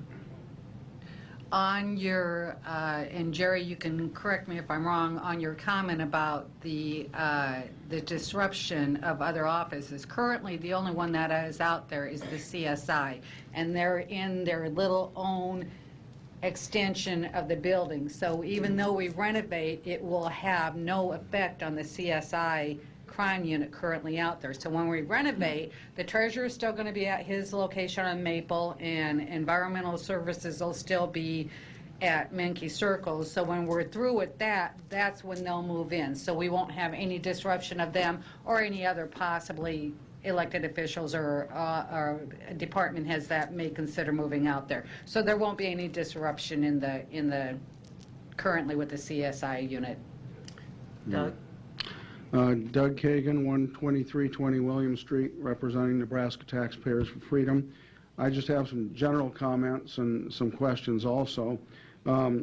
We'd like to see the master plan, not just for the building, but the whole campus out there. We haven't seen that yet, and see if I can find my place. We'd also like to know how much money the county would save long-term by moving departments out there. And can we move, we'd like to know if the county can move other county facilities out there that are not planned to be moved out there yet. We'd also like you to keep working with Sarpy County to see if their 911 system would merge with ours. Also, we wonder if the city would reconsider locating some offices out there and making it a joint campus, and that would mean the city would be able to pay for some of the new facilities. Also, I'd like to reiterate what Commissioner Boyle said. There's a number of bond issues on the November ballot. OPS bond issue, sewer fees, utility rates are going up, the learning community has raised its property tax. So what I'm hearing on the street so far is a lot of people are just, taxpayers feel that they're being piled upon and they don't like it. And it's just one thing after another. Also, another thing we'd like you to consider is maybe allowing private businesses to locate on the campus out there, and you could charge them rent for some of the facilities.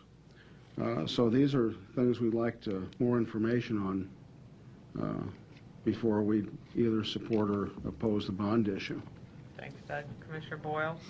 Well, one of the things that, I'm sorry to keep speaking on this issue, but one of the things that occurred to me that I forgot to mention that he reminded me of is that if we played our cards right and the city was involved in some of these operations, perhaps the building commission could take the responsibility for what we do out there.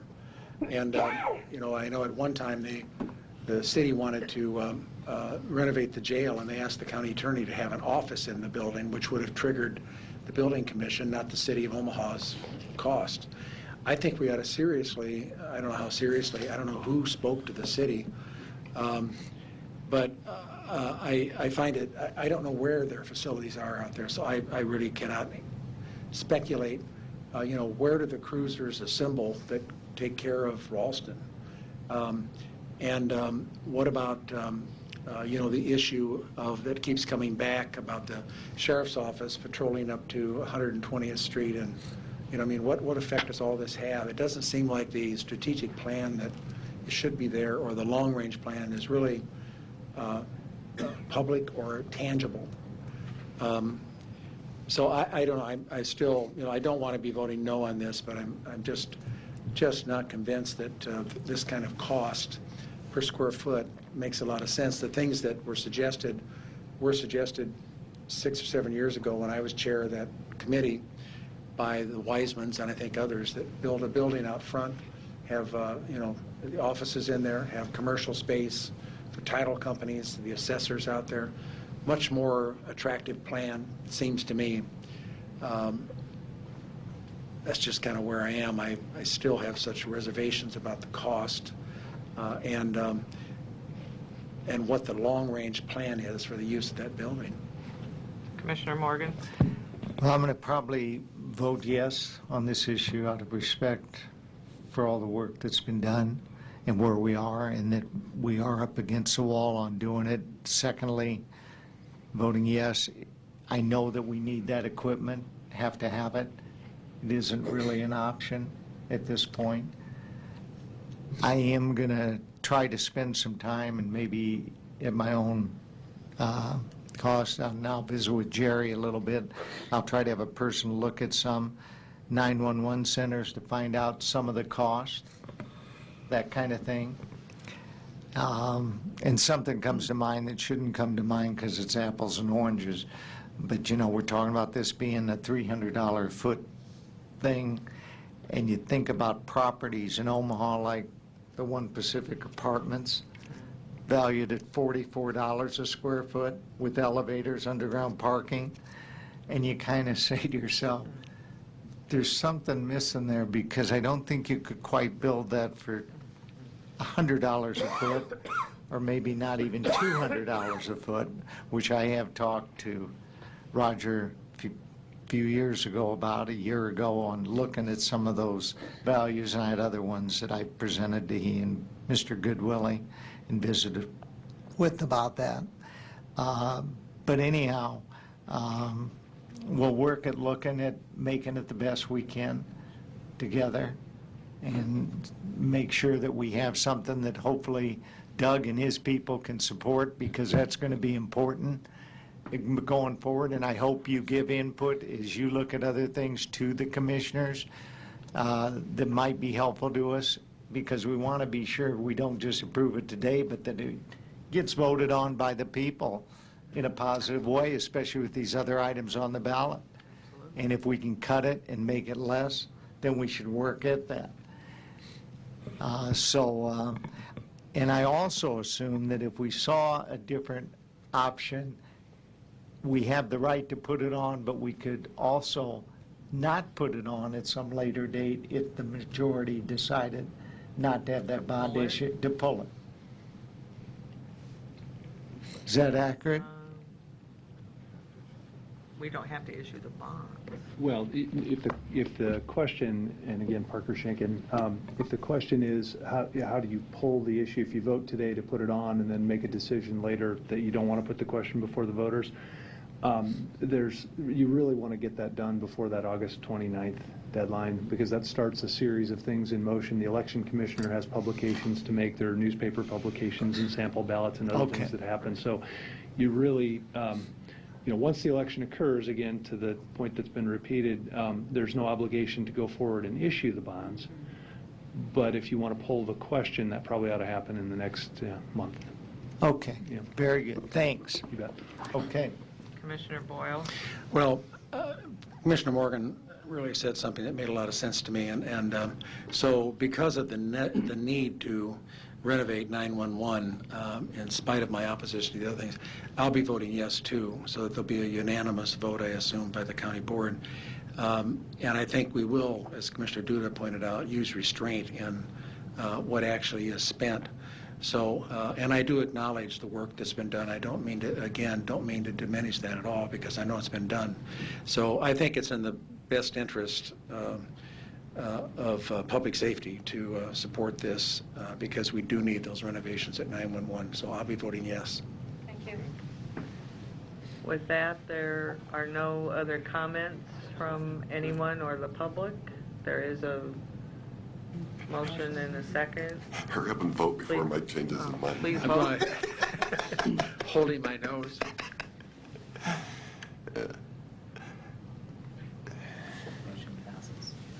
We'll go back to the citizen comments. Thank you. Thank you. Did they leave? I heard, oh, there they are. I was told that there was someone that would like to speak to our board this morning. I apologize for the delay. Are your two little girls still sitting there? They're in the hallway. Oh, okay. I just wanted to say hi to them, but go ahead and state your name and address and what do you want to talk to us about? I'm Angela Shoemaker, and I reside at 9922 Z Plaza. This is my first time speaking in front of you. You're doing fine. Okay. I'm here because we are aware of...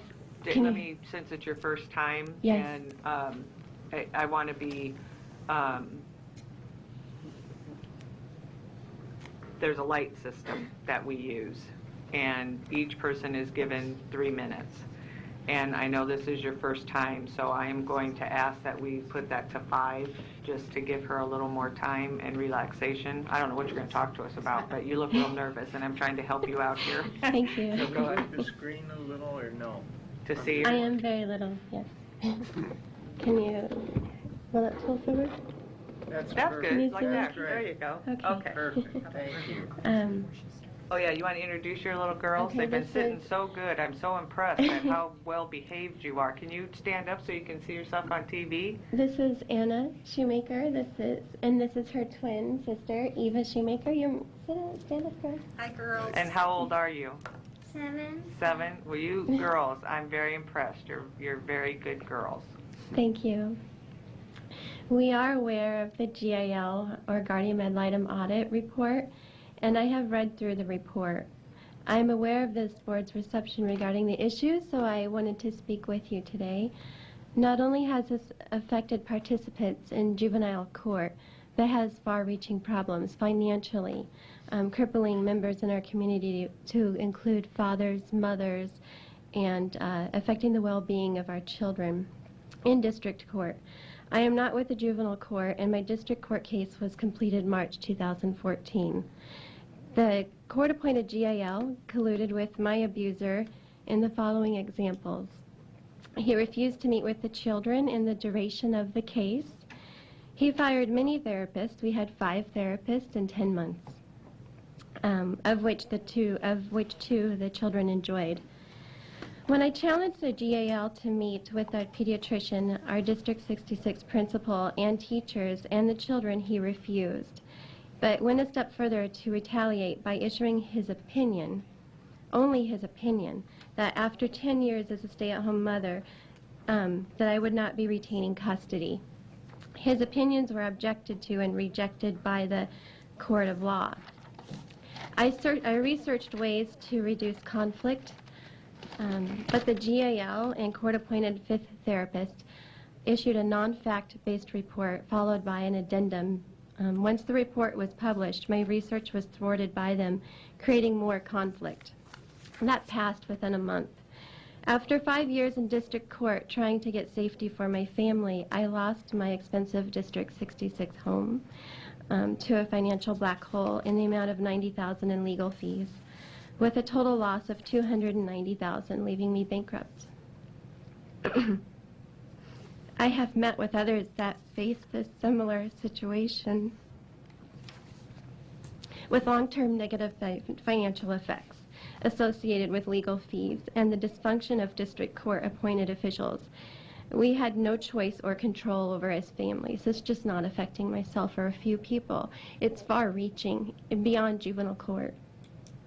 I worked on LB 1000 with the Domestic Violence Council, which shelved in state legislature shelved that for the time being in order to protect victims of domestic violence. The long-term effects on the children is a fear of losing their primary caregiver. And I just wanted to read where I'm at today moving forward. As a result of this experience, I'm a criminology master's student, and I'm heading to law school after owning my own photography studio for 14 years and 20 years in photography. I have moved into criminal law. I am a paid victims advocate with sexual assault and domestic violence. I was at the hospital last night with a victim, and I work at the WCA. I also work with the Domestic Violence Council and Truth Leadership. Thank you. I know it's hard, and I know you were nervous, and I didn't know what you were going to talk about, but I appreciate your comments because I do agree it's far reaching than just the juvenile court of which we're looking at, and I think that there'll be very good discussions from here forward with the state on this issue, but it's people like you and stories like you that put realness to it that are helpful. And so I, again, appreciate you having the courage to come forward and tell us your story. I'm willing to help in any way I can. Thank you. Through my education and through my experience. Thank you. And congratulations on your education. That's impressive. Awesome. Thank you. Commissioner Kraft? Yes, and you realize your guardian ad litem, you could file a judicial complaint? I have found out You recently. have done that, very good. Not yet. Oh, I have you not have done not. that. No. That needs to be done. Okay. Thank you.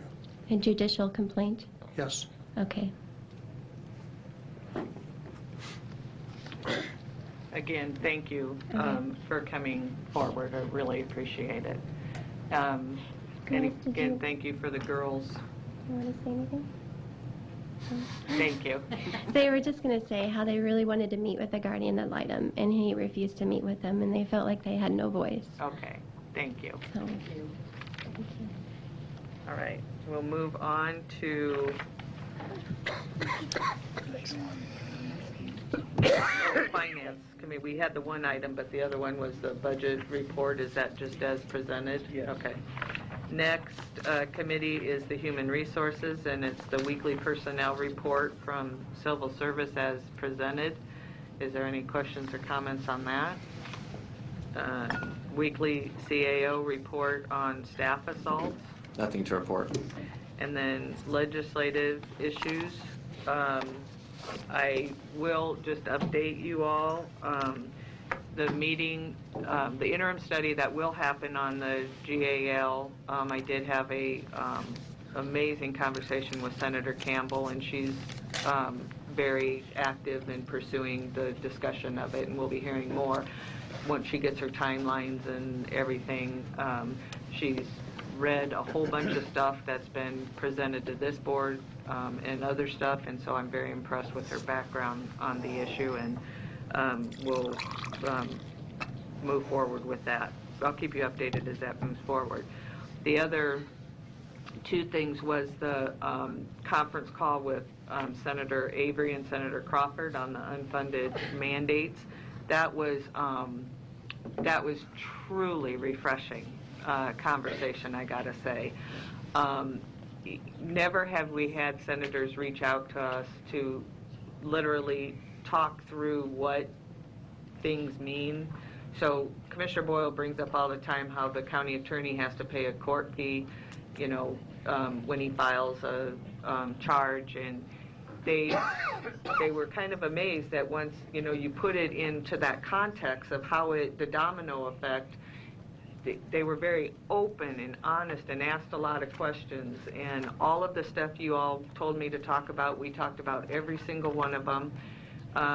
They will be potentially reaching out again once they gather everything. They've had other discussions with other levels of government and other county officials. And so, again, I was just overly excited about how good the conversation went. I mean, they were just, again, first time they've reached out to us as much like that in that context, and so I was very, very impressed with that. The other meeting was the meeting with the Council on State Governments that's doing the study on the prison reform for the state. They have been, again, meeting with all kinds of people wrapped around on that issue, but they actually met with county attorneys, county sheriffs, and then county commissioners and supervisors to hear what we felt were issues and how what they do affects us. Again, totally refreshing to hear somebody ask the questions that we've kind of bellowed out here as comments a lot of time about how what they do affects us. And so they'll be putting together a summary of our discussions. It was a long day. It was from 10 to 3, I think it was, or yeah, 10 to 3. And so once I get that, I'll share it with everybody because, again, it was really, really good stuff. Everybody was real open, and they were real open to hear. So the one thing that I do want to caution, though, there was conversation, and Commissioner Rogers will know what I'm talking about. They talked about, right now, someone is sentenced to our facility for a year, and there was talk about how the state could extend those times for 2-year holds at county jails. which has been done in other areas. And of course, we talked real loud about the mistrust of the state at this point. And they gave us very good examples to look at, and they asked them to resend it because I forgot, but I think Ohio is one of them. And I think we've talked about this, where they did have a very good collaborative with all levels of government, and it's working there. It's not working in California, but they were very impressed with the openness of us talking about what ideas they had. And so again, I'll definitely keep you updated when that comes forward as not only the summary, but they're meeting as the steering group into August, and then there'll be a preliminary report that comes out, and there'll be again another chance to have input along the way. So there have been some good meetings, and I think we have some good legislative items that we could potentially look forward to this next legislative session. And as it gets a little closer, we'll start doing that. And then the other thing is to begin to have staff work with our lobbyists to get the senators meeting up and going so that we meet with them. So that's all I have, Commissioner Boyle. I was really going to mention what Commissioner Morgan said about, I didn't call you Morganson, Commissioner Morgan said about getting together with the candidates, because Senator Avery is term limited out, and I don't know about, No, she isn't. So I mean, it really would be a great idea if we get together with the candidates before even, heck, even before they're nominated. I don't know, but it's probably not possible, is it?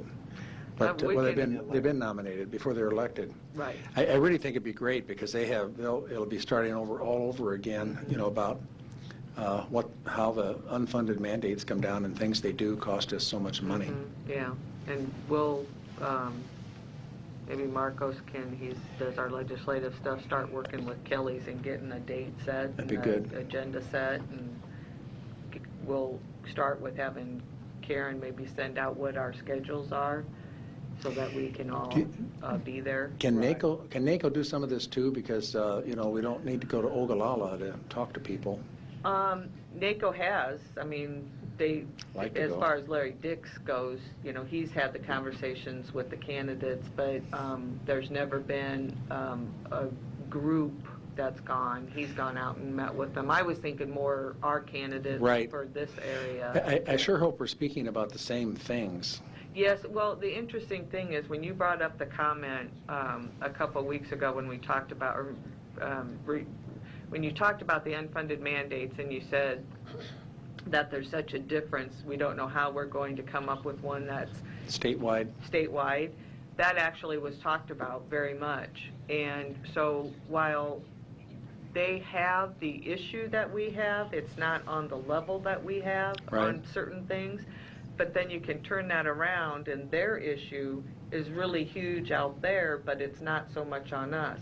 And so that's what the senators are trying to figure out. How do they address that? And is it not just a straight across the board? Is it a couple of them? Or how do we take one and really look at it? So that point was very loud and clear, but they are talking unfunded mandates. It's just which one and how it affects the different counties. I'm just concerned that if, and I know there are people in the audience about guardian ad litem, but that is not a big issue in Imperial. Well, actually it is. Well. And I'll tell you why, because they've said it. The reason it is not the reason that we have, but it's getting them, and it's keeping them. Oh. So that you can have one that may not be performing at its absolute, but the judge would be very reluctant to remove that person because there isn't another person to take that place. So again, the issues are the same, but they're different. So. Well, I remember a murder, 2 or 3 people that were killed and put in a ravine someplace way out by Valentine, and the county had no money to prosecute, and the state stepped in and paid for it. So, I mean, that's good that they did, but the point is, look at what we have. Right. And we don't get any help at all. So Right. somehow we have to find common ground with some expenses, and that's why this Right. criminal justice seems to ring a bell with everybody if we can, 'cause that's one that makes everybody crazy. Right. Just a second. Commissioner Rogers? And I don't know if it got brought up, but the struggle to try to find out what to do with us and what to do with some other people. I mean, in some other states, they've created another class of county, and I know they've talked about it. And I think that may be something they probably need to consider in some degree, because if you take us out of the mix, it levels the playing field with everybody wholeheartedly. And that would, Commissioner Boyle has brought that up many times, and we've never moved on it, but maybe it's time to move on. Maybe it's time to put something forth, at least to have a discussion with them about. I think, it would make them shake a little bit, but I think you would put it in some realms, particularly home rule counties. In Illinois, Cook County is a home rule county, and it would give them, you would have to kind of classify some of the ordinance powers, but, Miami-Dade in Florida, home rule county, these big counties that shatter the whole deal are there, so. Yep. Laura? Just two things. First off, I was very interested to hear of your discussion with Senator Campbell, and I wondered if you had any indication as to whether or not the examination that they do related to guardian ad litem will be limited solely to the guardian ad litems appointed in the juvenile courts, or if it will also apply to those appointed in district court. And one thing to offer, I did personally speak to Eric Pachal. I called him on the phone when I first learned from firsthand experience about the way things really work in our county. And in relaying some of my experience, one of the things that he told me is that as bad as the problems are with guardian ad litem in the juvenile courts, they are a million times worse in the district court. And the reason why is the lack of oversight that exists in the juvenile court is nothing when compared to what goes on in the district court. Guardian ad litems can be appointed to tax-paying citizens in judges' chambers with no record, no transcript. There is no indication as to what these people are to do, how they are to prepare a report. There is no complaint process, Commissioner Kraft. It doesn't exist. There is no way that minor children can complain about the inadequate services that they receive via attorneys. And my own daughter, 17 years old, who was 12 at the time she received an incompetent attorney, certainly had no way to complain about that. So I would, while I realize that the guardian ad litems, as they apply to those in district court, that's a smaller problem, it still is a very legitimate problem, and the county isn't paying any direct attorney's bills, but it does cost the county money. And it costs you money because families are in the district court for 4, 5, 6 years. How many hundreds of thousands of dollars should you have to pay? How much does it cost the county when families have to reach out and utilize limited social services because we're squandering family assets on litigation for attorneys? So I had that question, and to your point about the fact that this, in your opinion, is not a problem in outstate, sir, Commissioner Boyle, with all due respect, I would have to disagree. Right now, I have been advocating. I have in the past, and I am right now, advocating for grandparents who live in Lexington, Nebraska, who are fine, upstanding citizens. The man is a board-certified physician. He had no idea what went on in our courts until his family became embroiled in this, and they are outraged by it. They live in Lexington, Nebraska. They live in outstate Nebraska. They have the problems we have here. So. Thank you, Laura. And I'll find out that question, the answer to your question for sure, as I don't want to misspeak. Commissioner Boyle? Well, I just want to clarify. I did not mean, I misspoke. I wasn't clear when I talked about the problems. I was looking only at the dollar amount. Right. That the amount of money that hits us, maybe, is not, the dollar amount is not that high in other counties. I don't disagree at all about the problem of what you just mentioned. So, but I just talking about the dollar amount. It wasn't phrased very adequately. No, that's fine.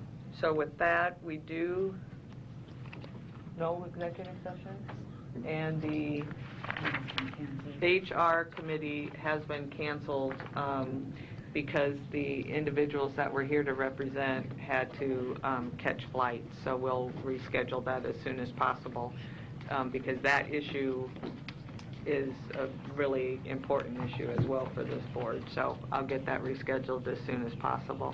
Motion to adjourn. Second. Please vote. Huh? Marcos, no dates or just you? Karen, I'll have Karen send out an email for you all to respond I'm great to. in August. In For August? a couple weeks of September, I'm going to be in Europe. Ooh. For sure. Can I go? Can I get go? a ticket? You did? But I'm still working on Bob's because he couldn't get a wow. passport. So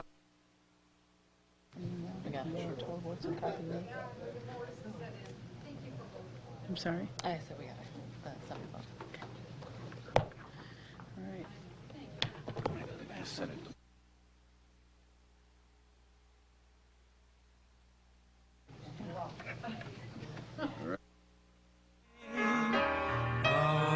America, America, God shed His grace on thee, and crown thy good with brotherhood, from sea to shining sea.